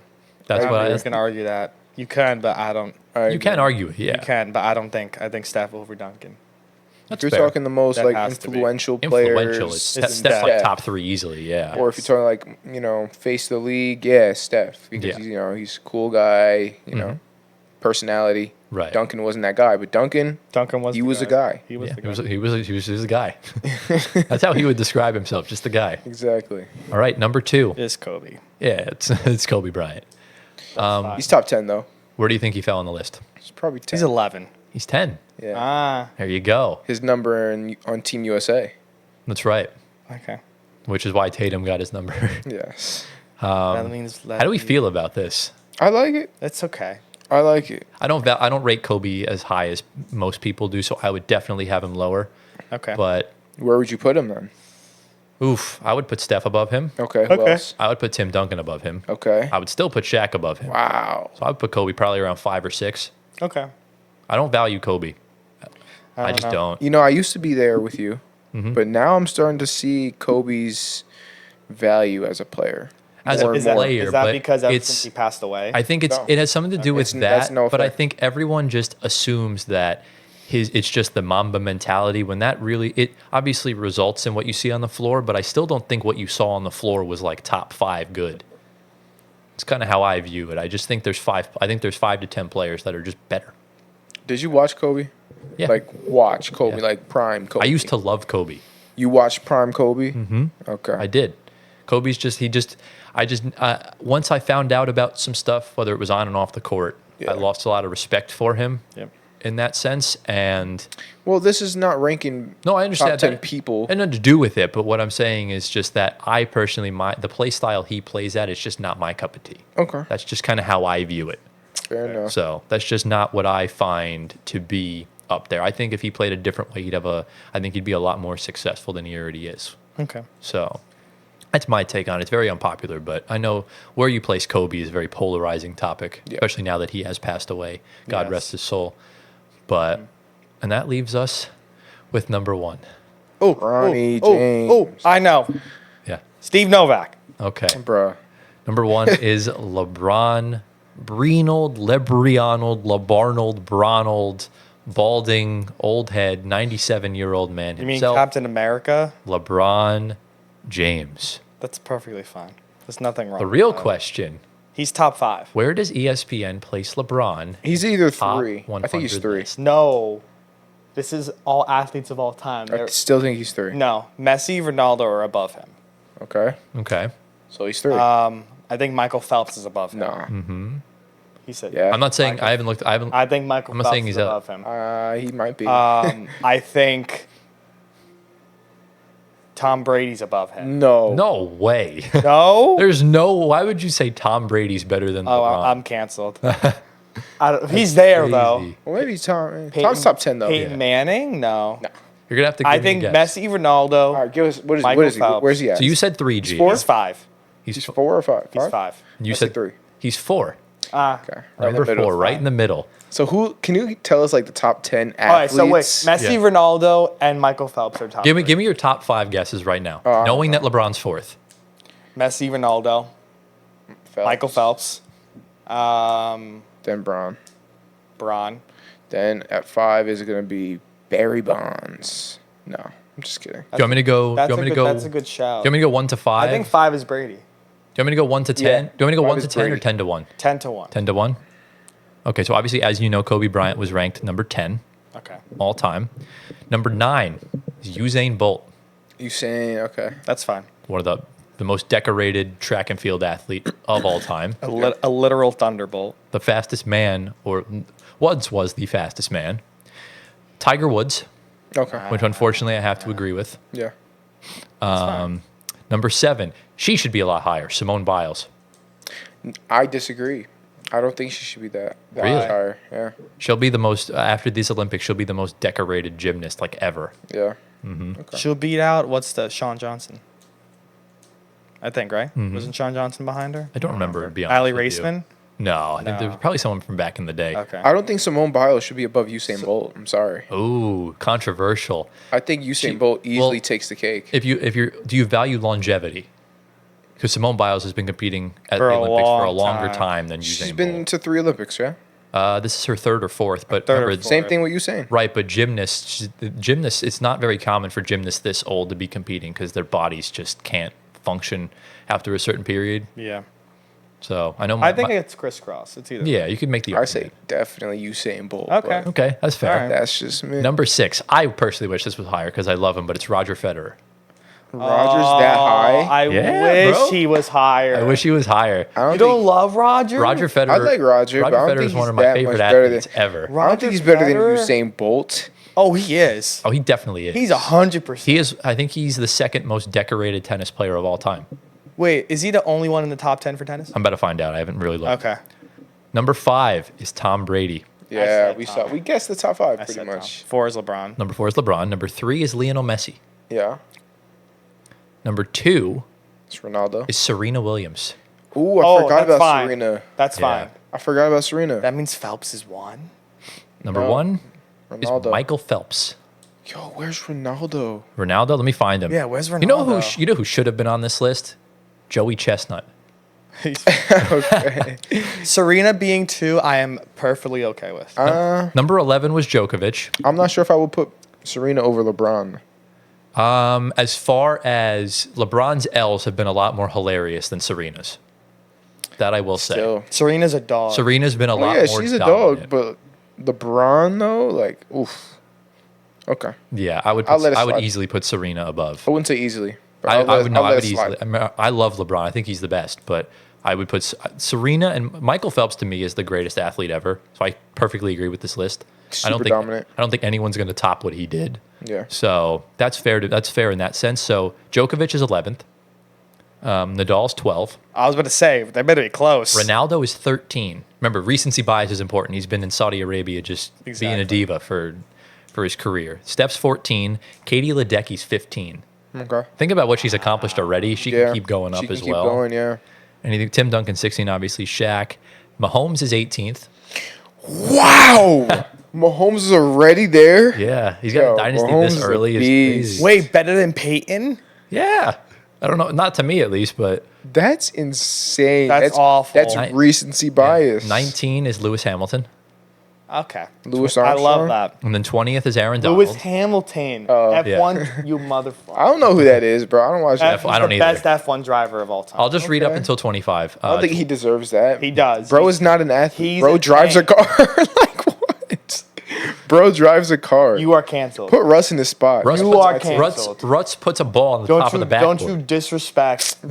F1 drivers. Bro, congrats. He drove a car. Yeah. I have one outside parked right now. You're driving it at 250 miles an hour. Yeah, I can go 200 in my I love Mazda. that. See you try. I think your wheels will fall off. Yo, you're talking crazy, bro. You know what I'm thinking about? Yeah. Going 250, the beam of the whole Yeah. car just falling apart. Yeah, how's that funny, So- bro? I'm in that car. How is that So funny? far in the past 25 minutes, Gio's been sexist and carist. Yo, that's crazy claims right there. Crazy claims. Crazy claims. But I'll read the top 25. So Yeah. Aaron Donald's 20th. Oh, wow. Nah, I don't like that. We have our highest rated WNBA player in 21, Diana Taurasi. I was going to Cool. say that's her. 22 is Sidney Crosby, Fair. Who's which is that? very fair hockey, Hockey player, player. one of the best Fair. of this generation. Oh, my bad. My bad. Yo, hockey you're fans. actually canceled. My fault. My fault. Then KG's, Who's that? KG's 23. Number 24 Kevin is, Garnett is insanely high. yeah, he's very high for no Kevin reason. Garnett. I don't know why. Insanely high. I don't know. You should be a lot lower than that. I don't too. like that one. Like honestly, if you had swapped KD and KG, Yeah, if I'm being honest. I agree with that. 24 is Albert Pujols. Wow. I like that. I love that. I love like that pick. Albert. Okay. Love it. Love I that love pick. Al. I And like Al. That's pretty 25, high. arguably the greatest boxer of all time, Floyd Mayweather. Floyd should definitely be higher. Should be higher. He should absolutely be higher. Where- Where is Conor McGregor? Nah, Well, he's not better than Peyton Floyd. Manning's 26, by the way. Okay. Where is Khabib? I don't know. I don't feel like looking right now. But yeah, Joey Chestnut, an all-time snub from this list. He not might be the counting most that. dominant If he was in on his sport. if he was on this list, he would probably go at number 1 or 2. Yeah. Because if people are willing to say that Matt Stoney winning the 2015 contest was the biggest upset in sports history, then why isn't Joey Chestnut on here? Who's Matt Stone? Matt Stoney. Who's that? You never heard of Matt Stoney? No. The What about He won it in 2015? Yeah, he Over does- Joey. yeah, he's the only person to beat Joey Chestnut, I think, okay. ever. okay? Well, what about Tony Hawk? Oh, I would put Tony Hawk on there. My boy was skating for days. What about Shaun White? Again, Shaun He's White aight. should go on there. He's probably on there somewhere. He's probably on there somewhere, but Yeah. we'll put the link in the article. We'll put the link to the article in the description if you guys want to go check Excuse it out me. for yourself. Yes. John Luigi Donnarumma deserves to be on there. What has he done I don't besides know win who that 1 is. euro? I don't even know how half these Barry guys Bonds are. actually did make the top 40. He's 38. Who? Barry Bonds. Barry Bonds. Okay. Yeah. Jeter has to be there. Cheater, absolutely. He should be, but Jeter we has can take a look after the fact. Yeah, Yeah, we will. But yeah, Anyways. overviewing thoughts on Wait. ESPN's list. Can you? I'm sorry, really quickly. Tell me who is on Who's number 100 Number to 100? 95? 100 to I want to see 95. who got it over Russ, and I'm going to be sick. Tell me right now. All right, so Yeah. number 100 is Charles Woodson. Insane. Really? Number Keep going. 99 is Ed Reed. Okay, I like Ed Reed. Ed Reed is number 98. Connor McDavid. He's a hockey player, but I he's don't know who that is, bro. Get him off the list. Connor McDavid has the Put Russ in there. Connor McDavid has the potential to be better than Wayne Gretzky, Yes. and he's rapidly catching up. He will retire a top 3 hockey player ever. All right, whatever. So- Fine. David's a tank. All right, who else? Number 97 is Virat Kohli, one of the most decorated Bro. cricket players. Bro, get him out of there, bro. Okay. So now he's, Get him out of there. Now he's being racist. You're cricket racist. I'm sorry, bro. he's cricketist. Get him out. Get him off. Number 96, my man Darrell Revis. I like Darrell Revis. Let's go. I like Revis Darrell Revis. Island. Man, Number 95, Zlatan Ibrahimovic. get him out. Wow. So That's good. and there you go. All right. What a Well, list. Aaron Rodgers Cool made list. the list. He has to. I can't hear it anymore. Can't hear. But yeah, your overviewing thoughts on first of all the NBA's list and then the overviewing list. Give me your thoughts. Whoever made the NBA list from 25 to 10 was either drunk, high, or had a gun to his A head. mixture of Or both. both, yeah. A mixture of 3. Yeah. Yeah. What do you think, Gio? Wait, who wrote the article? Does it say? Or is it just Do all, I really all wanna- the writers? Do I want to out this person? Yeah, please do. Yeah, who is Oh, it? it just says ESPN. That's probably why they didn't You know reveal the why? person. Because, They're wait, hiding you know behind why? Why? No. That's like a survey they send out to all their writers. Oh, true. Maybe they had and, them like all and, picked. and they just like put it in order from like what the Oh, percentages. hold on. We have some methodology here. Please tell us. Experts in individual sports were asked to vote to rank the top athletes in their sports since January 1st, 2000. No accomplishments before this date are considered. So anything from 2000 to now. These votes paired down pools in each sports, a list of 10 to 25 athletes each, which constituted the overall candidate pool for the top athletes of the 21st century. So it's a bunch of people, essentially. Fair. So, Okay. yeah. For 25 to 11, definitely have some questions as far as their methodology there. Yeah. I think 10 to 1 was fairly good. I would say maybe there was like 1 or 2 swaps I would make. But as far as that goes, I want to know how much money Kevin Garnett paid these guys to be that high. That's impressive. It's like he's so high, but I also don't have a problem with it for whatever reason. You know what's I funny? like KG. Yeah. I'm sure Kevin Garnett's surprised you, man. He might be. He might be. Hey, guess what? Nets legend Kevin Garnett. Okay. Everyone's a legend. Everyone, remember the whole legend thing? It started with Nets fans. Did it? He Yeah. cost you your draft Because picks. we had so many people change out. I mean, there was a graphic 2 years ago of teammates that Joe Harris had since getting to Brooklyn. There was 110 of them. Damn. So every time we saw a random person, it was Nets legend XYZ. So essentially that's that. But yeah, interesting list.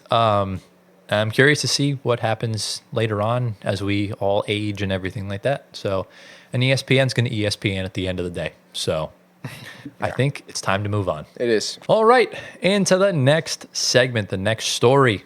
I guess is the main part of the. I guess is the main part of the episode. It's Olympics time. For those that don't know, the 2024 Summer Olympics kicked off 2 days ago? 2 days ago. Question mark? Yeah, 2 Correct. days ago Correct. was the opening ceremony. Shout out Salif Mane for qualifying. I think he'll be representing us on August 7th, I believe, is the first day of the triple jump. So Wow, that's a long time. yeah, I mean, the Olympics are like a 3-4 week set or like 6 week set, whatever it is. It's a long Yeah. time.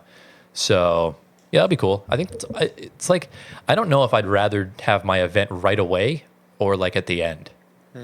I think you're having like the jitters practicing going up to it. Because like I'd rather have it right in the middle. That way I'm Middle. taking time to prepare and then I can just relax after the fact. So yeah, but you can see the big stuff because like the Olympics is going to end with the basketball gold medal match. Yeah. So that's kind of where it is. But Olympics kicked off. Obviously, the basketball takes the longest out of all the Olympic sports. So naturally, it kicked off yesterday on the first day. We saw Group A and Group B action. And look, I would say it didn't disappoint, if I'm being honest with you. I mean, considering it kicked off with the host nation of France with that front court of Rudy Gobert and Victor Wembanyama. Took down Brazil by a score of 78-66.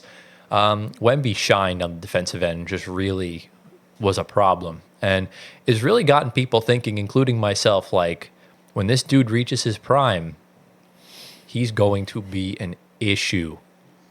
Best defensive player of all time. He will That's my most likely. projection. Yeah. He's going to be up there with Hakeem and Dikembe and Kawhi Leonard. sure. Yeah. Yes, it's going to be fun. We're grateful to have gotten a player like this in our prime of our podcasting days. We're not even in our prime yet. We just started. Yeah, we're literally going to grow with Wemby. We're in our mini prime. Hopefully, we get him on the pod. Hi. That'd be a dream. Yeah. He'll be. Hi. Wait, what? Because he's so tall. Oh, I'm like, I want to be looking at Who's up there? I want to be looking at the bottom of his shoe. That's just like him talking to us. Yes, I'm dead. but he'll be like this. We'll figure it out. Yeah. If he's at Summer League next year, we could figure it out. Why would he be at Summer League? Just watching? Oh, I was going to say, yeah, because he don't need to play. No, just watching. Yeah. That could be cool, though. yeah. Wemby on the pod. I think he's only gone on JJ Redick's pod or any French pods. He's someone that has embraced his, I guess, pressure and has done really well. Absolutely. I think he's really kind of honed in his own sort of mentality, his own routines. Like, even like, I remember I saw some video on Twitter last year, like he'll go onto the floor barefoot and like bear crawl almost to like Yes. strengthen his hands, his Achilles, his calves. Like little things like that is something that like you really don't see very often from players. It's kind of just, shoot around in the morning and you lift after the game, stuff like that. Yeah. But look, I think right now, like he still has a lot of stuff to work on. I think we definitely saw like in their game against Serbia, he was definitely getting bullied by Jokic. So, obviously he's going to gain some muscle and some weight as time goes on. I think his conditioning is probably the biggest thing. Is Yeah. that he is gassed after like 5-6 minutes of just running up and down. Yeah. That'll get better with time. Obviously, he's only 20 years old. And work. He has to work hard. Exactly, yeah. And he's, this French team is good. Obviously, they have home court advantage this entire Olympics. But again, it's not really a stacked team. Like you're playing Evan Fournier and Frank Ntilikina. So like the bar's low. So it's That is a bad Knicks team. essentially, yeah, Yeah. a very bad Knicks team. But Yeah. obviously Brazil's not as stacked as they should be. Who do they have? They have. I'll actually take a look. Literally right just now. one NBA player. They have Guy Santos from the Warriors. They also have Raul Neto as well. Okay. Oh, really? Yep. And that's about it. So Brazil doesn't have a lot. we'll see if they get a better. They'll play more competition as time goes on. But obviously, the game yesterday that everyone wants to talk about, there was two. Obviously, we saw Germany wallop Japan. I know Dennis Schroeder had a double-double. I think he had 13 points and 12 assists. So I would love to keep him around in Brooklyn personally. I think he's really good for our development with our younger guys. And Olympic Dennis Schroeder is him. Yeah. So Yeah. essentially that is that. We saw Australia beat Spain by a score of 92-80. Patty Mills and Josh Giddey both popped off. Jock Landell, too. Jock Landell did, yeah, but obviously the main story is the Patty Mills, Josh Giddey show, Yeah. which is just wild. Wait, we Japan, you didn't touch on, but Rui Hachimura plays for Japan. He does. So does Yuto Watanabe.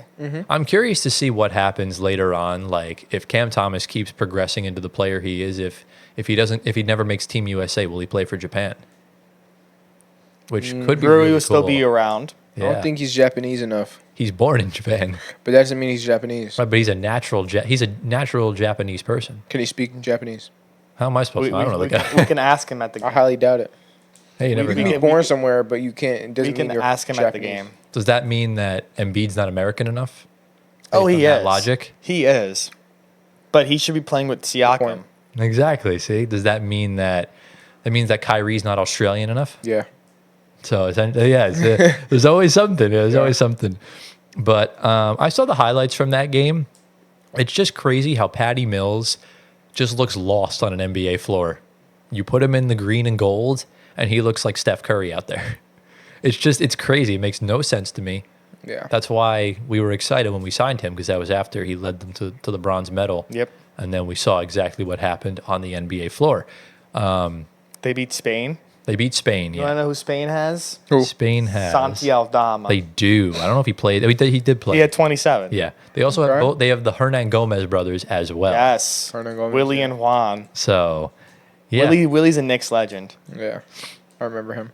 He was decent. Willie's a Knicks legend. And then the other game we saw was Team Canada took down Giannis and Greece 86-79. Uh-oh.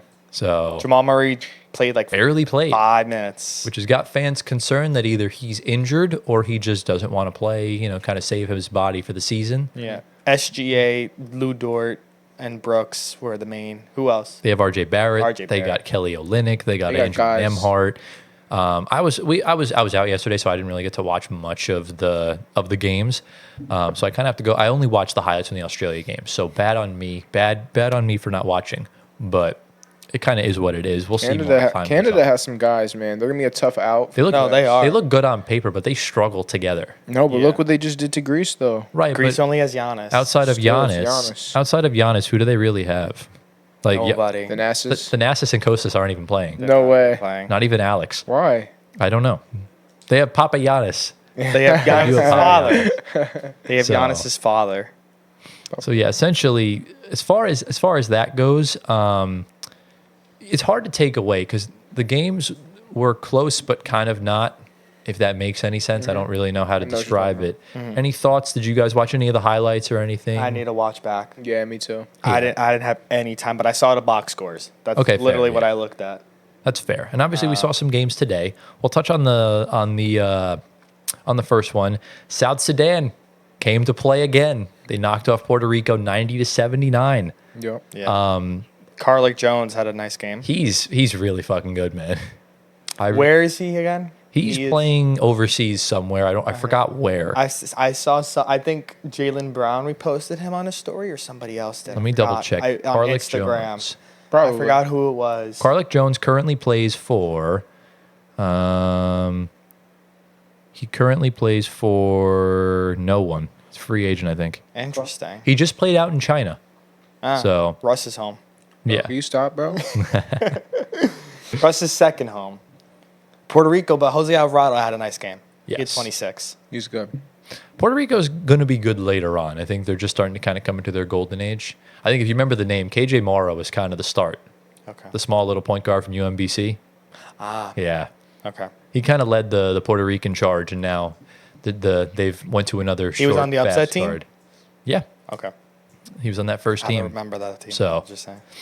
But yeah, obviously that was that, and let's get into the main game, the United States versus Serbia. I'm going to pull up the box score right now because I kind of forego. Shout out Prince. I kind of forego what the score and everything was. So Serbia lost 110-84. 110-84. I found the box score. It's on ESPN. Thank you. Look, they may have given us a shitty ranking, but at the end of the day, they gave us a good. Whatchamacallit, a good stat here. Who's you want me to read off first? U.S. or Serbia?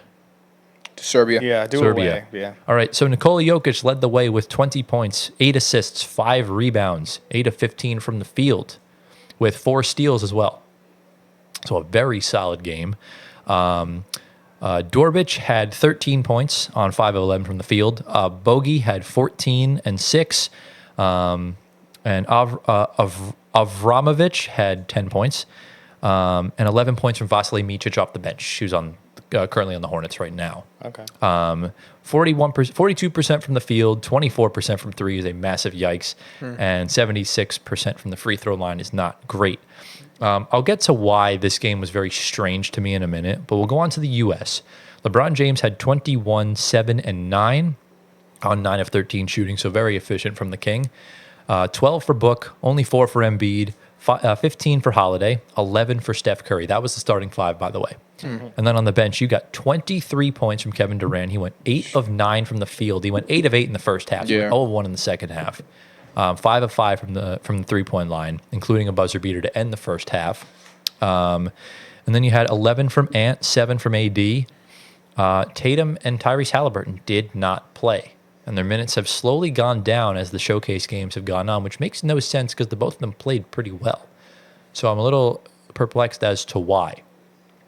What makes this game interesting to me is 2 things. Number one, Kevin Durant was the difference here as far as him going God mode, because you don't really see a player like that go 100% in the first half. So the game's a lot closer if he doesn't go off, if he regresses to the mean a little bit. There was a stat that Nikola Jokic sat for 9 minutes in this entire game. And keep in mind this, he sat for 9 minutes this whole game. Serbia lost by 26. In those 9 minutes of non-Jokic minutes, they lost those minutes by 26 points. So when Jokic was on the floor, his plus minus was 0, which means he kept them right in the game. And essentially, he would have had to play the entire 40 because they only play 10-minute quarters. They would have had to play the entire 40 if they wanted to win that game, which kind of further pushes my agenda of him being the best player on planet Earth. So... It also, Serbia is not matched up starting 5-wise to the U.S. Exactly. Not even So close, as yeah. soon as Jokic goes off the floor, as soon as Jokic went off the floor, it was an instant 11-0 run in 2 minutes. Jokic comes back onto the floor, gets Serbia right back in it. So Yeah. it's crazy. And the way he was playing, some of those passes he was making was just unbelievable. Just threading the needle in just different directions and finding the open guy and then scoring when he needed to. And bro was cooking Embiid any chance he got. Embiid looked like he was lost, Absolutely. and it was You not watched? fun. Yeah. I watched a few, but he had a really bad pass. I don't know what he was doing. He turned the ball over. He was just like dribbling And out of bounds. he had 3 fouls in the first half, so you put him on the bench. Yeah, his game doesn't equate to FIBA because he's someone that foul baits. He wants to get the benefit of the whistle, and you're not going to get it with the FIBA refs. Yeah. So it's an adjustment he needs to make, Yeah. and he's just not making it. And you saw as soon as he starts the game, Serbia goes on a 10-2 run. Yep. He checks out, and the U.S. go on a 30-11 run. Wow. And you're like, oh, wow. So that's kind of what it is. But I'll kind of let you kind of talk about the game since you watched it. What did you kind of see from both sides? I saw towards the end of the first half, a little bit of the second half, KD was going off. I saw a lot of Anthony Edwards minutes, and he kind of went off second half. KD is someone that looks like he loves him being there. Yeah. It seems they're very close to one another. KD was Ant's favorite player growing up. Yeah. So They look like they're very close. There were a lot of Hallie Tatum cheering moments on the bench because that's where they were the entire game. I gotta find. There was a funny tweet I saw. Someone said like Jason Tatum like passed the NASA's for most like Gatorade cups passed Yeah. in a game. Yeah. No, but KD, it's ironic that the player that played no showcases games now is the first guy that comes in and just steps up to the plate, which is regular for him. It's KD, so man. I'm not surprised. KD. There seems to be like a different aura when he's wearing the number 7. I feel like that's how it was like for all the USA guys. Drew Holiday was off to a slow start, but he was making some nice passes. He got a steal that led to a layup. Steph, didn't see a lot of him. Making some big time shots though. Yeah, but I think this is, like I said, it's LeBron's team, Oh, and he's duh. gonna lead it, and those guys are gonna be with him. Yeah, For sure. that's essentially Bron. Now for you, Gio, let's talk about Tatum and Halliburton getting 0 minutes in this game. And obviously you said something about Steve Kerr, so I'll let you kind of talk about that. I'll let you tell me his quote and everything of that nature. So just kind of tell the people, lay the land. I actually forgot what Steve Kerr said. What did he say? You said he regretted benching him. But I forgot his specific quote. Okay. He said something like, "I'm an idiot for not Something starting." like Something that. like that. Yeah. And he's right. I think Tatum absolutely should have got minutes instead of Derek White and Joel Embiid. at this point Embiid's been playing pretty bad, so might as well. He could play the 4, put Bam at the 5. It's not put that Bam hard. at 5. Yeah. Bam looked pretty okay. I think the U.S. is at its best when their 4-5 is AD and Bam. I agree. That's when they're best. Yeah, 80 got some valuable minutes off the bench too. And AD actually is better at defending Jokic than any other player on Team USA. So I think the next game you send Embiid to the bench, and you start AD and Bam. If there was anyone you're going to DMP, I'd let it be him. wait, so does Davis comes off the bench, right? Yes, For that's correct. Okay. He shouldn't though. Yeah, he should be starting, but He shouldn't. Yeah. But yeah, I don't know. This team is great. I saw a interesting hot take where it was like, this USA team is better than the 1992 Dream Team.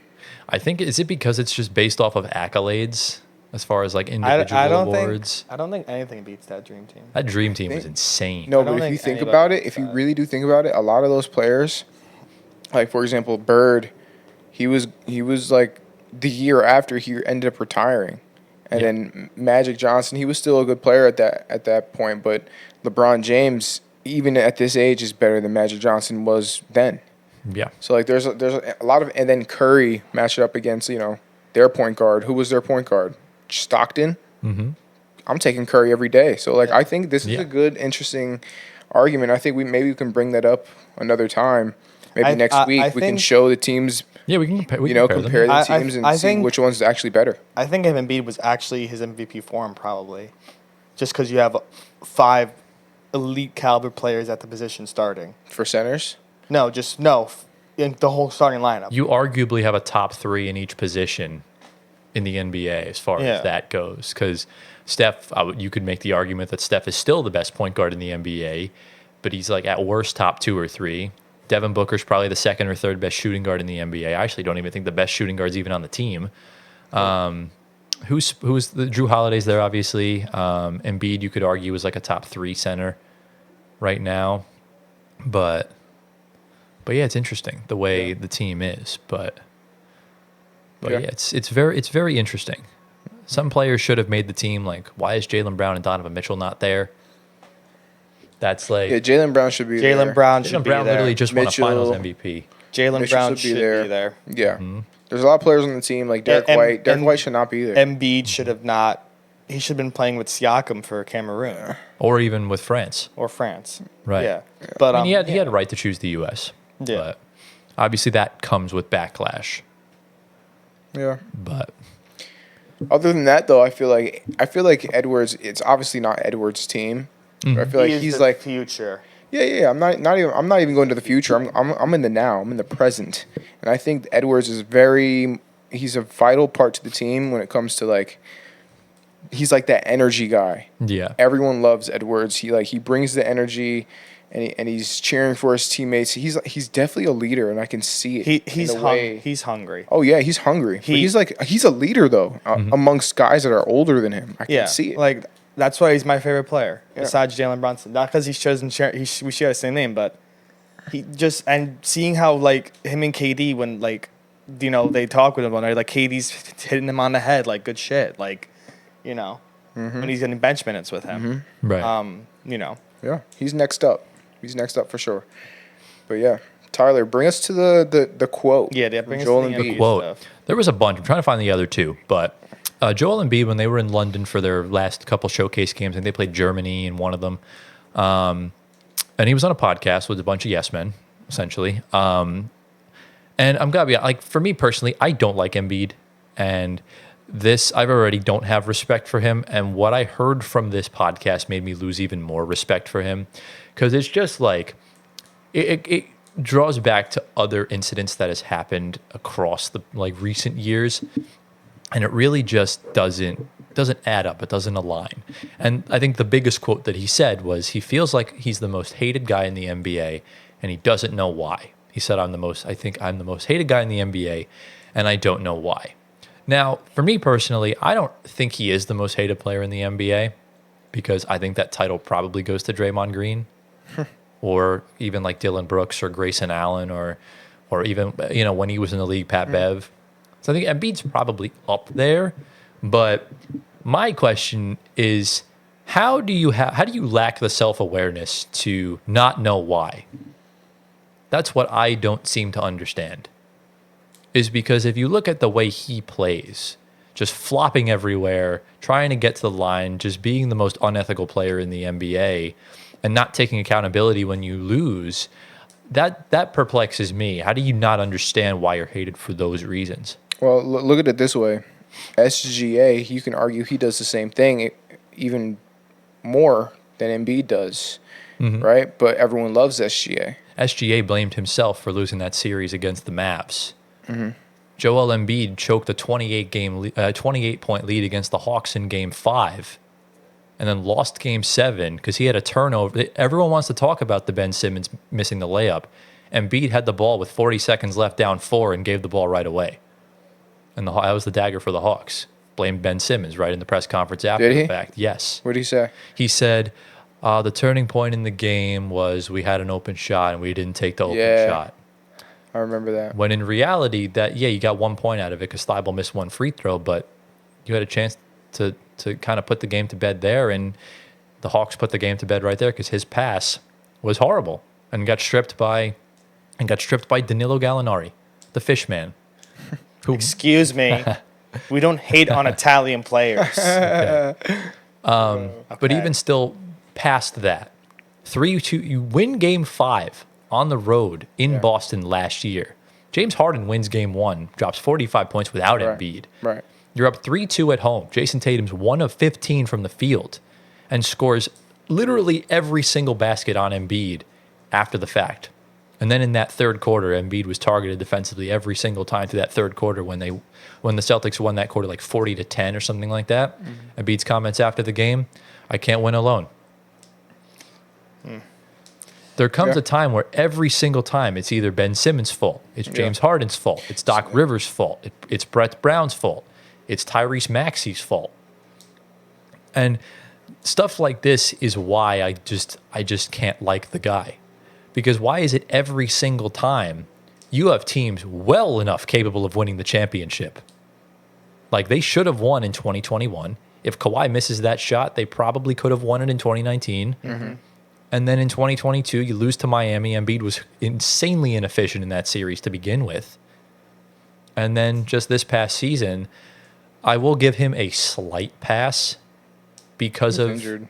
He's been injured every playoffs, but this one he was definitely hampered, and the fact that the Knicks whistle was generational throughout that series. Go ahead. Yeah, but at the end of the day, why are you calling out your fans?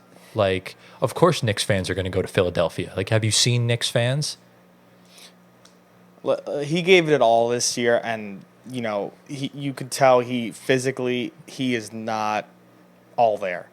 We saw the Bell's palsy. We saw I love Embiid. I don't like that he tried to break Mitchell Robinson's leg again by almost grabbing him and making him fall. Those are dirty plays. Yeah. And those are out of frustration, which we know.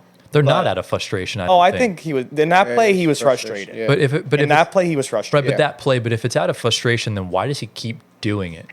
He's constantly frustrated. I think it's a in the moment thing. Yeah. That's how. But when you have a bunch of when these in the moment things start to become a habitual thing, then are they really in the moment, or is he just a dirty player? I think. Because it's tough. We saw last year, he tried to kick Claxton in the nuts. Yeah. We saw him dive into John Collins' knee. And that was the one thing, too, when I forgot where it was. He had said, like, the reason why they don't win is because, because of the injuries, guys keep diving into my knees when he does it to people all the time. He said Tatum could go 5 of 28 and they'd still win, when I go 5 of 28, we get blown out. Maybe that's true. But I'm trying to figure something out. If Tatum's dropping 5 of 28 and losing, if he's saying he's got to be better, but they have the team to do it, the Sixers teams on paper have been very, very good. And you have an MVP that drops in the playoffs, and he can't take accountability for when he plays bad. That's a problem. And I don't think he realizes that. I don't think he sees himself as the issue. Exactly. Which is maybe that's the mentality that they're giving, that the front office is telling him, that it's not on you. I wouldn't even say it's the front office, because I don't even think the front office is happy with him. I think it's just you have Embiid. There's really nothing you could do with him. You just got to keep him, try and build around him, try and figure out something to do when, try and win a championship. And if he requests out, he would probably be traded within the week. Mm-hmm. That's kind of how it would be. And you know where he would fucking go? Where? The Knicks would be stupid enough to. The Knicks would be stupid enough to do it. I think the Knicks would be. That would be the number one team on his radar. The Knicks or the Thunder. The Thunder would be the other option, because if Philly would get back Hartenstein and probably a bunch of picks. Why would that be stupid? The Knicks would be stupid enough. Could you imagine Embiid on the Knicks though? You can imagine Embiid on the Knicks, yes, but like I said, you're not getting a winner. Embiid's not a winner. If he turns into a different player on the Knicks, then you have a whole issue here with the Philly thing going on. Right. Embiid on the Knicks with Brunson and Anunoby. No, but you're moving somebody to balance the money. If you're trading Embiid, if you're trading for Embiid, Brunson's the only untouchable piece, I think. I think McHale would go. I think OG would probably go. Both of them? Not both of them. One of them, I think. I think you keep McHale. And I would say both Devo and McBride. Or no, Devo and Hart. And you keep Randall. You'd have to, because Philly's not going to want Randall. With Mikal. Because they're going to want a young piece. So I don't know who Philly would want, but that's a whole nother rabbit hole. They would be the stupidest team to do that. The Knicks would be outbid by the Thunder without a doubt. That would be stupid of OKC. I don't think the Thunder would want that. No, they shouldn't want that. They won't do that. They wouldn't. But shouldn't. But yeah, that's kind of been my thing with Embiid. We've seen the dirty plays so many times, and there was a lot in the Knicks series. But what I wanted, I don't know if Gio, if you watched that video I sent you. I didn't. On Embiid.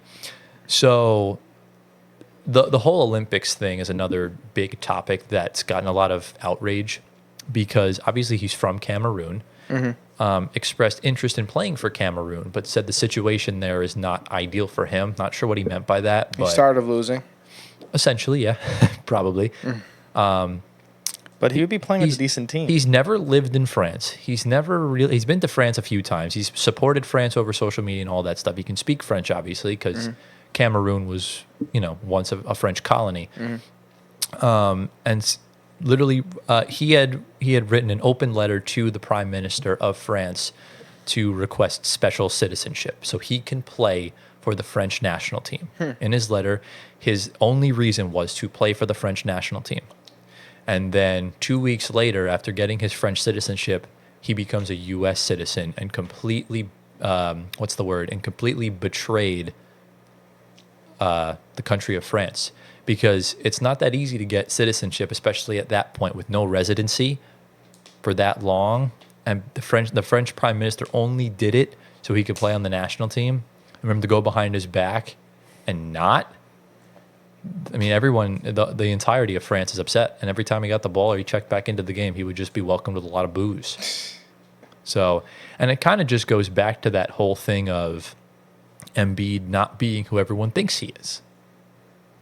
And essentially, that's part of the reason as to why I don't have respect for him. And I think people are starting to kind of catch on to that fact now. The fact that he is a dirty player. He's not a winner. He's definitely not a leader. And if the U.S. winds up losing this at some point and they don't win the gold, that would be the most Embiid thing ever. Yeah, I don't know. I'm not a professional Embiid hater, so I can't really combat your arguments. Well, you're a Nuggets fan, so you kind of have to. Listen, I'm all for Embiid. He was great in college. I'm a fan of him. I don't know if there's just something going on mentally with all the shit they're feeding him to be healthier with his injuries. I don't know if it's affecting him mentally because you know how medication works. But, yeah, but I don't think he's the most hated player. I think Ben Simmons is way up on him a little bit. I think it's Draymond. It's clearly Draymond. It has to be. He's the most criticized, the most ripped into, stuff like that. But Draymond's a leader. Exactly. That's one outside of the Jordan Poole incident. Before Draymond's that, a leader. Draymond is a leader, and he will get up in your face if you're not with it. There were countless times PJ Tucker had to get in Embiid's face during the Heat series and wake him up. Jimmy Butler did the same exact thing. And that's why I would always get into fun little arguments with Sixers fans when the Harden stuff, and I'm like, man, I really feel bad for Maxey because he's going to get thrown under the bus when Embiid scores 12 points in an elimination game. Yeah. So Embiid has scored over 30 points or over even 25 points, I think, in 1 out of 11 elimination games. In the second round, he's 0 of 8 or 0 of 7. That's why this year with PG there, I want to see who's going to take, if PG takes all the accountability off of Embiid being there now. It's going to be PG's fault because everyone loves to do the Harden thing, right? You get Dwight Howard, it doesn't work. You get CP3, it doesn't work. You get Russell Westbrook, it doesn't work. There's always a fall guy, and Harden never seemed to have gotten the blame. And I feel like Embiid has always shoveled the blame onto someone else. I'm actually, this is a topic for the future, but I'm actually curious when PG retires and they ask him to talk about the Philly days and what went on with Embiid every day. Make for a good podcast episode. It would. But that's years from now after that 4-year deal happens. I don't think he'll talk about it during his contract, of course, not. But after that, I'm sure people are going to ask him that. Yeah, because I expect him to take all the accountability and the responsibility if and honestly when they lose, because I don't think this team's going to win a championship. Yeah, and that's why I don't think Philly's ever going to get out of the second round until they rebuild and trade Embiid, because I don't think you can win with him as your first option. Okay. So that's kind of my take on it. I'd love to know yours. if there's any sort of agreements, disagreements. I don't think I see everything. Like it's really tough. I wish the NBA had a Hard Knocks. We would see it firsthand. But they don't. I don't think Embiid would agree to that either. Probably not. But I wonder how Nick Nurse feels about it. He's in that ring too, taking some blame. But I don't know. It's not everything's on the coach. They have a new team now. They brought in guys that can actually score, that are winners. So if it's the same story of second round or even first round, then I think you have a bigger issue then with Embiid because of what you're putting around him. Right. Is significantly better than it was. And you're still having the same issue, preferably even if it's worse than a second round, which is first round or play-in. I'd argue that there's been Sixers teams that have been better than this team. As far as built. I don't know. Like if you Butler. you had I think his Butler one is probably on a better one. the Butler team. You had healthy Ben Simmons. Yeah. You also had James Harden. Not on the same team though. Not on the same team, but you also had James Harden on the team with Joel Embiid. I don't think James Harden was not. I don't think they worked well together. They did. Well, Harden works well with a lob threat, but again, Embiid just tries to get to the line. Yeah. So I think Harden was their worst. That wasn't a good team. Yeah. Yeah, that was the least. From 2018 up until 2022, that was their chance. I think that was their championship window, and the fact that you couldn't beat Trae Young and that Atlanta Hawks team that was not good. Yeah. That's the thing. And again, now you have a good opportunity. The East is insanely weak outside of Boston. And look, if you can't get it done, I don't know what to say at that point. Yeah. So. Yeah, I definitely see Embiid's weaknesses, and it's mainly his mental. He's not mentally strong. I see a lot of that, and also he's not a leader. That's two. He is insanely skilled. He's a great player, but he needs to have a player on the team that could lead the team. He's not that guy, I still do think if Embiid didn't have all those injuries in his career, he could have been one of the best in terms of I think that skill wise and dominance. But there's in terms still of those things, but there's still players that have battled through. Look at AD. AD has dealt with so many injuries of his career, and he's still a Hall of Famer, top 70. He made the top 75 team. Embiid will also.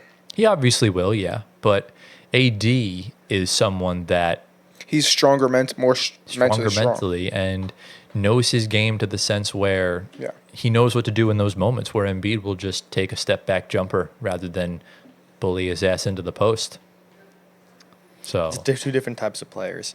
I think when Embiid was at the best was when Jimmy was there. I think Jimmy was that leader. Yeah. And I think since he left, I think that's completely taken a step. Well, Maxey now should be the new leader. I think that's your leader.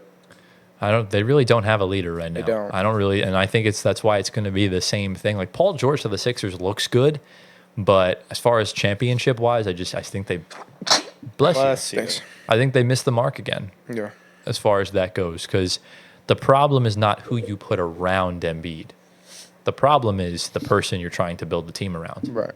And that's what I've been preaching at for so long. And I know a lot of Nets fans wanted Embiid at first, and he's just not someone that I would want wearing the black and white.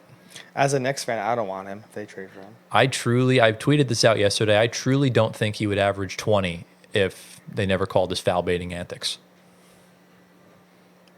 I don't think he'd be half the player he's touted as. But that's just me personally. I also am slightly biased because I don't like Embiid. No, at Kansas he was a tank, and I think playing in college is a lot more different because you're trying to get into the NBA. You're playing a lot differently. Yeah. But no, it's a good problem for them to have because they have an MVP caliber player, but it's also a really bad problem. Well, yeah, the fact that you have an MVP that can't win and won't show up when it matters most. And I think you're seeing it now with Team USA. Like, how can you play bad with these guys? It's impossible. Like, this team is so ungodly stacked. You have all-stars and Hall of Famers coming off the bench compared to these other countries that are just bringing on plumbers. It's just like, All right, I wouldn't say all that. Let's not disrespect those guys. Come on now. you know what I mean. But yeah, players that we've not seen play not in the non-NBA NBA. players. Exactly. They're still pros. Right. They are. So, But yeah. Yeah. If they lose gold, it's not doesn't look good. not at all. Because that would be embarrassing. Yeah. If they lost it, maybe during the time when Spain had the Gasol brothers, maybe I'd give them a pass. That team was unstoppable. This team is too good. It's also but LeBron. Nobody compares. If Embiid fumbles LeBron's final Olympics, that will be the biggest sacrilege ever. Yeah. So, I don't know. Like I said, bench him for the second and third game. See what you have in the knockouts. Guys, let's not overreact. It's only the first game. Let's see what he does. He's still the best No, option at but center. it looked generationally bad. No, it's didn't. every showcase game he's looked horrible. It wasn't generationally No, bad. it's It was not good. It was not good. yeah, it's It not was, good. It was not good. It was for not what good his at We'll all. see. It was the caliber. first game. Let's see what If see he's what happens next game. if he We'll starts see. second game and it's the same thing. Even not even the play. Like, I want to see effort. Like, his help defense was horrible. Yeah. Like, show me the effort. Show me like contesting shots. Don't just be standing there. That's kind of what it is. But look, that's kind of my 2 cents on the whole thing. Mm-hmm. It's a topic I'm very passionate about. Yes. So yeah, essentially that is that. But if you guys do want to watch that video I was talking about, I'll put a link in the description. Highly recommend. It was very good. You're promoting Embiid hate. Like, Yeah, bro. insane. Have to, bro. Give the guy a break. Yeah. What happens? What happens if he does something? What happens? Like, he injures Russ. All right. Well, then he deserves. Exactly. So because he's already done dirty shit to both me and Antoine's teams. Yeah, So- I mean, I just found it hilarious that he tried to break the person's leg that's always injured. Yeah. If it was Jalen Brunson, I think it would be a different remember way. when in Game 3 he literally like shoulder checked him right in the face. He did that. He stepped on Josh Hart. He obviously tried to. But you can't hurt Josh Hart. Well, Josh Hart is built for 48 minutes, day in and day out. he got hurt in the second round. Yeah, he did. Yeah. But you see, that's what happens when you don't bench players. That's a Tibbs problem. And give them time to rest. Yeah. But Because they are not robots or whatever you want them to be. I don't know. Yes. But you Yeah. you can't play these guys. He's- Embiid cannot play on the next 48 minutes. No, he's lost the plot. you can't but- play Embiid on the next 48 minutes. For me, it started when he elbowed Jared Allen in that series and then laughed about it afterwards. That was when I started hating Ben Simmons, and now I don't anymore. But this segment's gone on for a lot longer than we had anticipated. So any final thoughts on the Embiid stuff? Do you think he'll get it done this year? no. What do you mean by done? Championship? No. No. No. But do you think he'll break the second round curse? Yes. Yes. I say no. Okay. We'll see. Yes. We'll have to see. But I agree that he'll get farther. yeah, let's move on. All right, into the final segment. It's time for Shower Thoughts, the segment or the show where the place where we use our brains and generate some good dialogue as per usual. We'll come up with a good slogan at some point for this segment. Maybe we'll get like a nice little transition and stuff. So In the shower with Gio, Tyler, and Anthony. Hey yo. Hey yo. Tyler, as you were saying, That Tyler, is- In the ice bath. bro. that is crazy. but yeah, rapidly moving on from that. Last week we talked about AI, right? AI in the NBA, Yes. not Allen Iverson. Not If you guys want to go check I think that you're out, talking about yeah, link is down in the description. I think the segment for this went up yesterday, the time this video comes out, or on Tuesday. So be sure to check that out. It is time for that man over on that end of the screen, the newly buzzed man, to give us latest edition of Shower Thoughts. So Gio, what do you got for us? First of all, let me know if you guys can see the waves coming in. It's taking longer than expected, but it's coming in. They didn't hear any of that, by the way. That's okay. All right. Question of the day. Ready, guys? night. Yes. It is. Out of all the NBA players, Ooh. which one is most likely to succeed in another sport? I think we have one answer. Give me a list. I Give me know- which sport. I know you've been trying to get this to do with the draft. Oh, it's I just love really these. complicated for a draft. It's good for this. Let's do it. Okay, But LeBron James for football. Okay.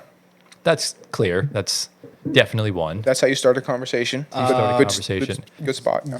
Where would he play? Tight end. He's a blocker and a catcher. I think he would just be He's too big Where for would a he wide be? receiver. low key. He has vision, though. LeBron would be one hell of a fullback. Oh, my yes. goodness. Yeah, he Could would. you imagine that? Bro. He could be a linebacker. Either I would say strong safety first, fullback second. That's mine. Then I would go tight end third. Okay. That'd be mine. I think Jokic plays. He'd be a jockey. Or not a jockey. He would be a horse racer because jockeys are small. He could be a rugby player. Okay. Could, but come on, you got to put him with the horses. You have to. He's too big, though. No, but like that's like on the horse. He does like the carriage racing in the back. Oh, okay. So KD could probably. Steph could play golf. Steph for golf is quite obvious Steph as for well. golf. Steph for golf. Steph for golf. Okay. I'm trying to think like KD What for else? golf. nah. KD definitely does KD. not All right. golf. Besides basketball, what would KD play? KD's literally just a hooper, so I'm not going to say He's KD for only anything. a hooper. Tennis. No, KD is just a basketball player. Yeah. Just basketball. Draymond Green, boxing. Yes. He's built for that. Low key MMA because he does like to kick some He players. does. No, So- MMA would be perfect Yeah. for Draymond. What about Embiid? Embiid, MMA. Cricket. No. I heard he was pretty good at cricket, though. Embiid, low key, if it wasn't so tall, could probably be a decent like soccer player. I seen him. He has like a good. He's got Oh some no! skills. Yes. Got some Yeah. good touch. That's like Wemby. Yeah, Wemby could. I think Wemby can play any sport and be good at it. No way. Yeah, Like pro level. not pro level, but be good. You know, Okay. he wouldn't stink. But like, Wemby could be a volleyball player. oh, absolutely. All right. I'm gonna give you guys another question. Can I give one more? Actually, ahead. I think Chet would be a good volleyball player. Yes, both of them. Yeah. I mean, So would anyone in the, anyone in the NBA. Tingus. Anyone in the NBA. I think the would- most so would easily Tingus. transferable, like for when it comes to like sport to sport, the most easily transferable skills would be like NBA to volleyball or volleyball to NBA. Yeah, I think 'Cause it's like- NBA to volleyball because Yeah. it's hard to shoot basketball. But Antoine, you missed an easy one. I think Russell Westbrook would be good in insurance. Bro, State Farm. you guys, man, like Russ would be good at. he would dead be a good running back Oh, he in would. the NFL. He would be a good running You back. know, he would remind me of a darker Danny Woodhead. Yeah. Big body. Danny Woodhead. Yeah. Big Also, Danny body. Woodhead's like 5'6". and Austin Eckler. Austin Eckler. Yeah. All right, Or, wait. or C-Mac. Question. Okay. All right, so give me an NFL starting lineup for offense, Oh or actually no, no, we could do that. We could do that. just for the offense. I got it. Yeah, I got it. An NFL starting lineup for offense using NBA players. So just no offensive So I need. tackle? Let me tell you. So no, we're gonna have linemen as well. A full 11. We're talking center, guards, tackles, quarterbacks, running backs, fullbacks, tight ends, and receivers. So wait, just to confirm, right. it's 11 players, right? 11 players on the So what field. do we need? We need one quarterback, Yeah. one halfback, Yeah. one fullback. We need a tight end. We need a center, two guards, Two tackles. two tackles, and then the rest is filled out with Three wide receivers. receivers. Yeah. Okay. I think, are we missing anything? No. I don't think so. Quarterback. We know LeBron does it with, LeBron. previously, but I don't know. Who else has that vision? Low key, I'm putting Jokic at my quarterback. No way. I am We need putting Jokic Jokic to at my block, quarterback. bro. He would be one hell of a He would quarterback. heave it. He would be. You wouldn't be able to tackle He him. really would be. Though. Yeah. He would heave it. Jokic would be my center back person. Okay. Who would your quarterback be? That's fine. Well, this is unanimous. Or should we do like Choose a someone- defense? You do a defense. You do an offense. Or not? Is that too complicated? Too complicated. We could do defense afterwards if we have Okay. time. Yeah. So who would you be? That's Don't pick the so same player as me. much. So who would be your quarterback? Who has vision? Who has vision? And an arm. You need an arm. You need an arm. Jokic with the full court passes, bro. He does have Telling that. you, This the could be- Broncos should sign him. But look, here's the thing. Your NBA player doesn't have to be a great player. Like, it doesn't have to be Yeah. an all-star. Okay? Wemby a quarterback? Bro. He'd get injured on the first tackle. Bro, Aaron Donald would end that man's Oh, my life. goodness. I know who I'm putting at QB. Oh, I'm putting Tyrese Halliburton at my quarterback. that's a short quarterback. That's not bad. Tyrese Halliburton's 6'6". Is he? Yeah. He's a little shorter than that, no? That's Maybe a he's short like maybe quarterback. 6'5". Hold on, I'm seeing what Quarterbacks are usually like 6'2", 6'3".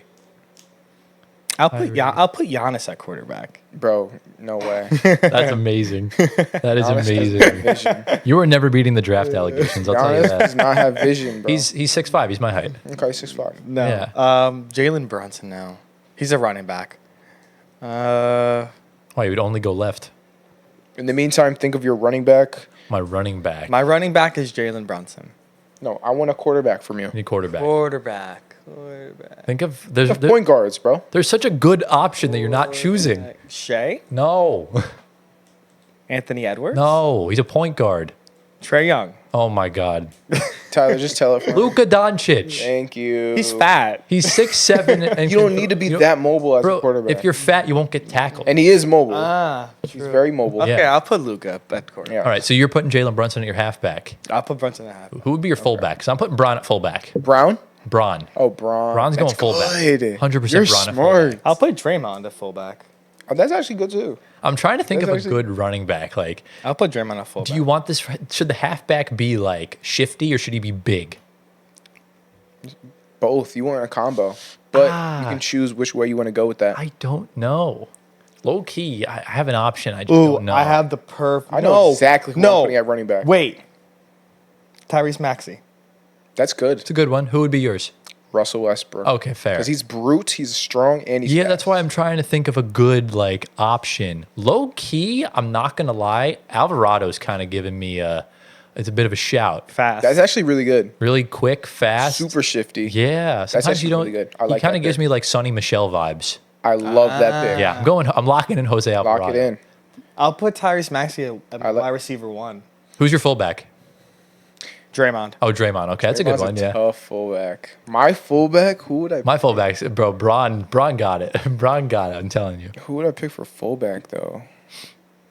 There's a lot. Just pick someone thick. All right, I'm gonna come back to my fullback. I'm gonna put my left tackle, my right tackle. It's gonna be Embiid and Jokic for my left and right Oh, tackles. your left tackle's gonna be injured most of the time. yeah, but he's still big. And Okay. he gets in the way. My left tackle. Should the center be the most immovable, or should it be one of the tackles? The center. The center is supposed to be smart. Yeah. Okay. They have to have some IQ, but they're also supposed to be big and strong. Okay. Where's like from most to least? What should be like the most big from like guard tackle? Usually the centers are not that Your big. guards should be pretty big. The guard should be the biggest, are right? supposed to be blocks. Okay, so for the tackle, I need someone kind of in between. Yeah, not as fast. That's tough, actually. Now that I Yeah, think about it, it who would be is. yours? Why not throw Julius Randle in there? I honestly don't hate the shout. I don't mind. I that. don't hate that. Julius Randle is not fat, but he's Yeah. fat. I don't mind that. You know what? For my tackles, I'm going with Kenny Lofton and David Roddy. Oh, Kenny big Lofton bodies. is good. Both How tall of is them. Kenny? Kenny Lofton's like 6'6", I think. Yeah. And David Roddy, I think, is another beautiful option. Wow. I'm That's locking actually those good. two in. It's actually good. My two guards, I know one of my guards. Yeah. I don't know the other one. Who's one of them? Steven Adams. Oh, I forgot Steven Adams. Wait, I'll Yeah. throw PJ Washington as my other tackle. I like that. Not PJ bad. Washington body. could actually, yeah, that's very not solid, bad. Big body. actually. My Very guard, I'm going Steven Adams as one of them. On the other side, I'm going with Boban. solid. Boban is gigantic. He's Yeah, not mobile, though. No, I was playing. But who'd be my other guard, actually, now that I think about it? I know who I'm taking. Who are you taking? At my two guards, I want Ivanka Zubac. That's Ivica Zubac. Ivica Zubac. And all right, I'll stick with that for now. Wait, I'm going to go. I want someone healthy. So I know Steven Adams is the most healthy, but I'm going Steven Adams. And I'm going Kevon Looney. Oh, come on, wait. he's good. I want a fat lineman. Give me Georges Niang. He's not, I was thinking Yeah. of him. I was not gonna put him at my fat center. lineman. he'd be a good center, yeah. Fat. My center. Fat lineman. My center needs. The center need vision. They need to The block. centers, they do need vision, but it's okay. You can. pick I'm up debating a between. block. I'm debating between Shangun or not. I was gonna say Shangun would be a Shangun. decent center. For my center, I'm thinking Shangun. Yeah, I think like it's that. the best option possible. I like that one. Go with that. Yeah. What about your center, Antoine? Okay, yeah. You need someone. You need someone thicky, but not too big. Joe Ingles. Okay. A lefty center is cool though. Wait, Paolo. Paolo's low key fat. The center wouldn't be He's bad. not fat, bro. Bro is jacked. Paolo could be my wide receiver. Paolo's my tight end. He is not my tight end. I have a much better tight end. No. Oh, I forgot. Wait, my wide receivers are Aaron Gordon and Paolo Banchero. Aaron Gordon's my tight end. That's good. No. Yeah. No, he has Aaron Gordon. Bro, Tight Aaron end? Gordon at tight end, need- bro. Oh my God. Like he's gonna block. He just moves people. Yeah, that's true. That's a good pick. It's a really good pick. Who am I going to take in my center? You can come back to center. You Who can do come back pick to your center. pick your wide receiver one. Your best I receiver. think Tyrese Maxey. Tyrese Maxey. That's fast. That's speed. Wait, so who was your running back then? Wasn't it Tyrese? You said Brunson. No, I said Brunson. Oh, Brunson. Okay. How many wide receivers do we need? 2 or 3? Let's go with 3. So with 3, so we may have more than 11. Yeah, that's fine. Give me Trae Young, That my guy. other receiver. I want for my wide receiver one. I'm taking Anthony Edwards. Ooh, okay. He has that vertical. He has the That's not speed, bad. and he has hands. I'm taking Shade and Sharp as one of my wide receivers. Oh, Ooh, that's that's big body. That's big body. That's really good. That's big body. That's really good. Who's your wide receiver two? Trae Young now. Too short. Nah. Too short. You could take a shorter guy, but No, wait. who else do I want to take at my wide receiver, actually, now that I think about it? I have my 3 wide receivers. Who else is, Yeah. is I have mine. athletic as Shaden Sharp? I think I know who I want. I think I know who I want for my 2. Debating between one of them. I'll tell you who I Yeah, want. tell me who you want. I'll take Derek Jones Jr. Yeah. at my wide receiver two. Okay. Okay. I was thinking, I'm debating on Jalen Brown. Wait, I have my That's a good tight pick. end. Yeah. I have my tight end. Who? Healthy OG Anunoby. That's solid. Solid. He's a Very solid solid. guy. I think, yeah, I'm locking in Jalen Brown at one of my wide receivers. Okay. I'm debating on the last one. I'm stuck between 2 players. One's a lot taller than the other. Stuck between Michael Porter Jr. and David Duke Jr. For your wide receiver three? David Duke is so athletic. I don't know who that is. He played for the Nets for a little bit. Now he's with San Antonio. He just jumps really high. Unless there's anyone else I'm missing. I'm definitely locking in Shaden Sharp and Jalen Brown. Okay. Did anyone take Brown yet? I use my fullback. He's Oh, he's right. fullback. So I can't take him. Man. I'm trying to think who else I could take now that I think about it. All right, we got to think of teams. Yeah, I'm just trying to think of teams of just like random athletic, just like can jump out the gym, Right. kind of like Derek Jones. But I want someone Ooh, bigger I know than- who I want at my Who? fullback. Who? Josh Hart. He's not as strong. Yes, he So is. that's a big body. He's Josh Hart he's moves not people. But he's not durable. He's durable, but he's not Yes. like he's not a thickie. Like he's not a fullback. You know, no, but it's big body. For his size, he's shorter. body. He's shorter he than me. can move people. And a fullback is supposed to be not too big. Yeah. Not like a lineman. Still athletic, but also strong. I That's think that's fair. Josh Hart. Okay, fair enough. Yeah. I'm trying to think who I could put at my. Oh, Yeah. I got my wide receiver 3. Who you got? So we got Shaden Sharp, Jalen Brown, and Bruce Brown. Bruce Brown's good. Yeah, That's a big body. there we go. We got it. Bruce Brown's good. We got it. There we go. Little Brucey Bruce Brown. Yeah. All right. So what else do we need? Is that it? All I think that's it. right. So run me through your starting Entire lineup. offensive team. Yeah. You go first. Well, I have Luka at quarterback, Jalen Brunson at halfback, Draymond at fullback, tight end OG, Maxey at the wide receiver 1. I said Trae Young wide receiver 2. Mm-hmm. I don't know if that works though. That's Yeah. a short lineup. Well, for NBA reasons, yeah. it's short, but for NFL, I had Randall at tackle. Who's my guards? I don't think you ever. I don't think I drafted That's my fine. O-line. That's fine. We can move on, bro. Yeah. I don't know. Who's your I don't receivers, know. though? I said Trae Young and Maxi. Maxey. Okay. Yeah. All right, I'll go. So I had Tyrese Halliburton at quarterback, Russell Westbrook at halfback. Fullback was Josh Hart. Yep. Jokic and Embiid at my tackles. I forget who my guards are and my center, so we'll move We past lost that. names. My tight end was Paolo Banchero. Okay. Yep. My receivers were Derek Jones and oh man, who was that? You need 2 more wide receivers. No, I had one good Yeah. receiver I forgot about. I think you were gonna say and you forgot. Derek Jones. You had someone else. I forget. I could give you a good one if you want. Oh, Anthony Edwards. Yeah. That's who it was. Ah, And then I'll yes, take yes, De'Aaron Fox. yes. For my Ooh, number over 3. Obi Toppin? I was thinking about Obi though. Yeah. I was thinking about him. Okay, I think that's he's fair. soft though. I don't think he would translate to the NFL. I don't know. No, Obi's good. We love Obi. Okay. Obi's good. He's freed from the prison that is the Garden. That's not our fault. All right, I do think I cooked here. Okay. Yeah. So we got Nikola Jokic at quarterback. Yeah. We got Jose Alvarado at halfback. We got LeBron James at fullback. We got David Roddy and Kenny Lofton as my tackles. I got Steven Adams and crap. Who was the other guard? He was massive. He was massive. Who was it? Kevon Looney? Kevon Looney, Yes. yeah, at my guard.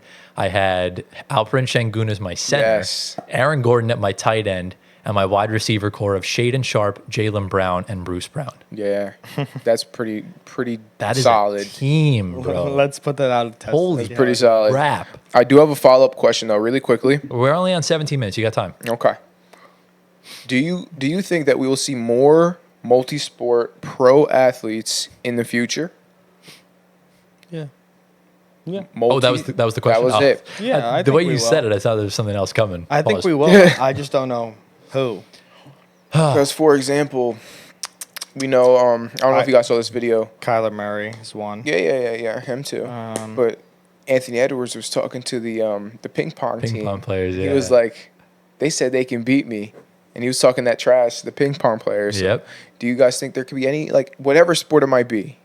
I will say yes and no. Yeah. I will say no to a contact sport.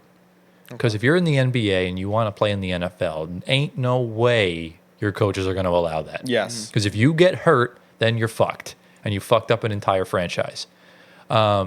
However, like, let's say Steph winds up becoming like a PGA Tour pro or something like that. Like, it's tough because of the schedules and stuff like that, but I could see it. You know, it's possible.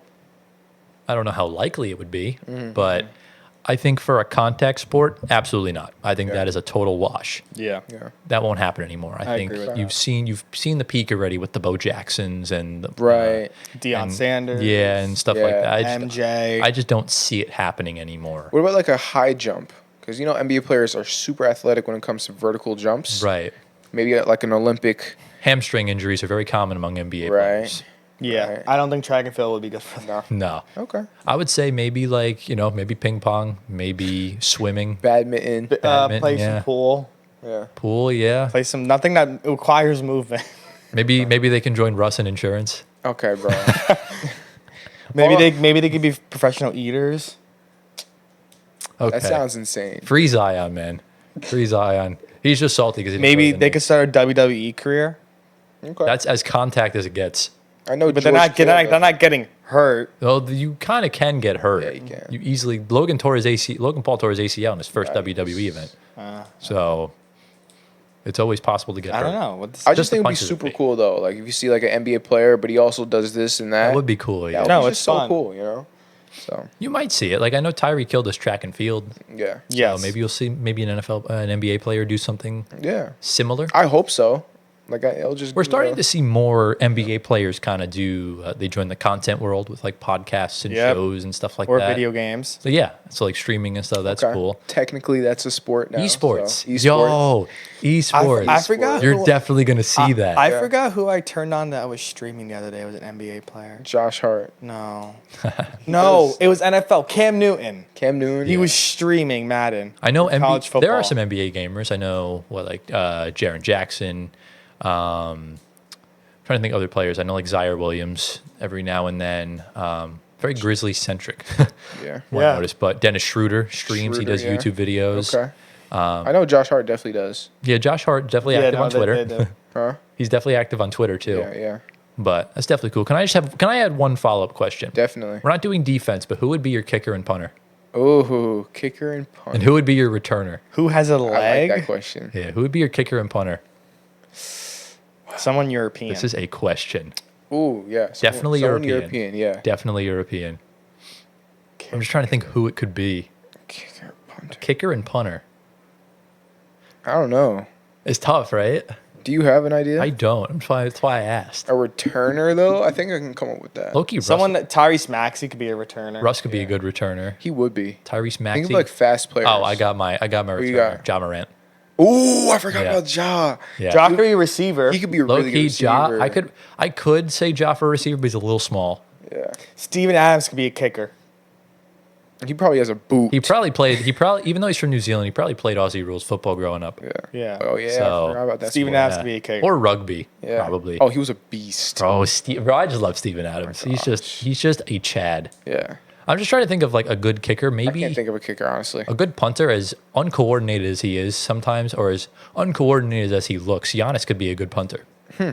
I could see it. I can see Giannis on defense. I could see Giannis Like would be playing one like hell of a middle linebacker Yeah. along with Kawhi Joe- Leonard. Joe Ingles could be a punter.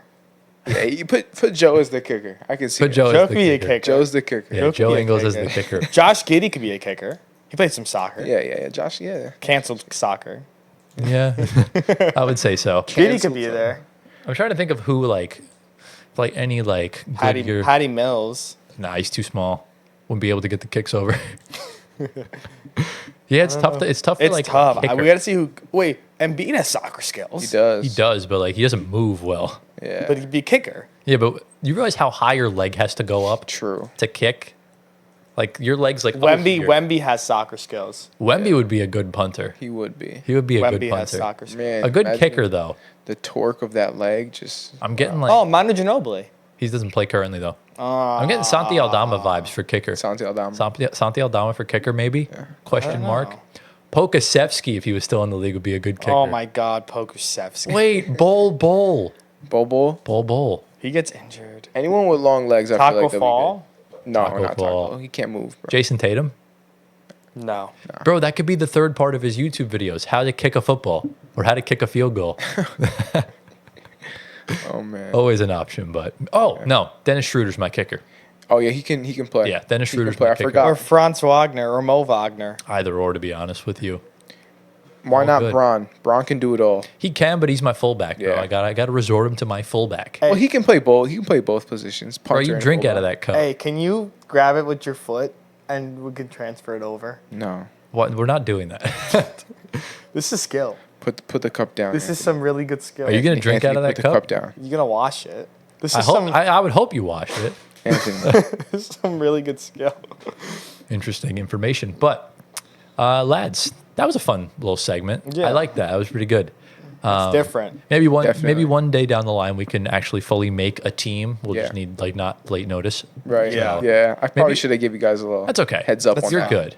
But yeah, any final thoughts? Any thoughts on first, second, third on the teams? First, Yeah. second. Gap. I'm always third. last. Yeah, there's a gap. And then, There's a big gap. yeah. Then dirt, and another gap, and then Antoine. So Yeah. But yeah, any final thoughts on this? No. No? All right, ladies and gentlemen, with that brings us to the end of episode 16 of the Floor Spacer podcast. Lads, how are we feeling after that one? Exhausted. Good. Yeah, I'm tired, but Exhausted. I feel good, man. I feel fine. It was a fun episode. It was good. A very underrated episode, I will say. But Gio, you, sir, you know what time it is in the video. What are the people going to comment that are still with us? China. No. Insurance. You want to Trying do to think. insurance? Definitely not insurance. Let's comment tsunami. Tsunami. Yes. Oh, for waves. Comment tsunami. Another word. All right. Oh, he's talking Japanese for Cam Thomas. Yes. My goodness. The future GOAT, Cam Okay. Thomas, the most improved player of We'll see. 2025. We'll see. But yeah, comment tsunami if y'all are still with us. Gio's trying to get some tsunamis in his head. Pause. And yeah, I'm just trying to think of these outros always get to me. I never know what to say sometimes. But yeah, obviously that's the end of this episode. Tune in next week as we get further on down in the Olympics to kind of go through the motions and all that stuff. If you guys did enjoy today's video, make sure you drop a like, subscribe to the channel if y'all are new around here. We're currently 17 subscribers away from 1,900 at the time of recording. We'll probably hit it by then if we're being honest. And yeah, be sure to follow us on Spotify, like the pod. Give us a 5-star rating. Follow us on our socials at Floor Spacer Pod on the usuals. Follow our personal ones, including Gio's Twitter. Get him to 1 million followers on there. And yeah, let us know down in the comments who your NFL NBA team would be, or your NBA in the NFL. So interesting. Obviously, next week I don't think anything else is on the docket outside of the Olympics, no? Right. Yeah, So that's it for maybe we now. can rank something next week. That would That'd be be kind of cool. cool. Yeah. Or maybe we can grade team season, though it's a little too far out from the off season. Or so grade their off season so far. we could, yeah. That's good. Yeah. That could be good. Grading We'll think of off-seasons. something Yeah.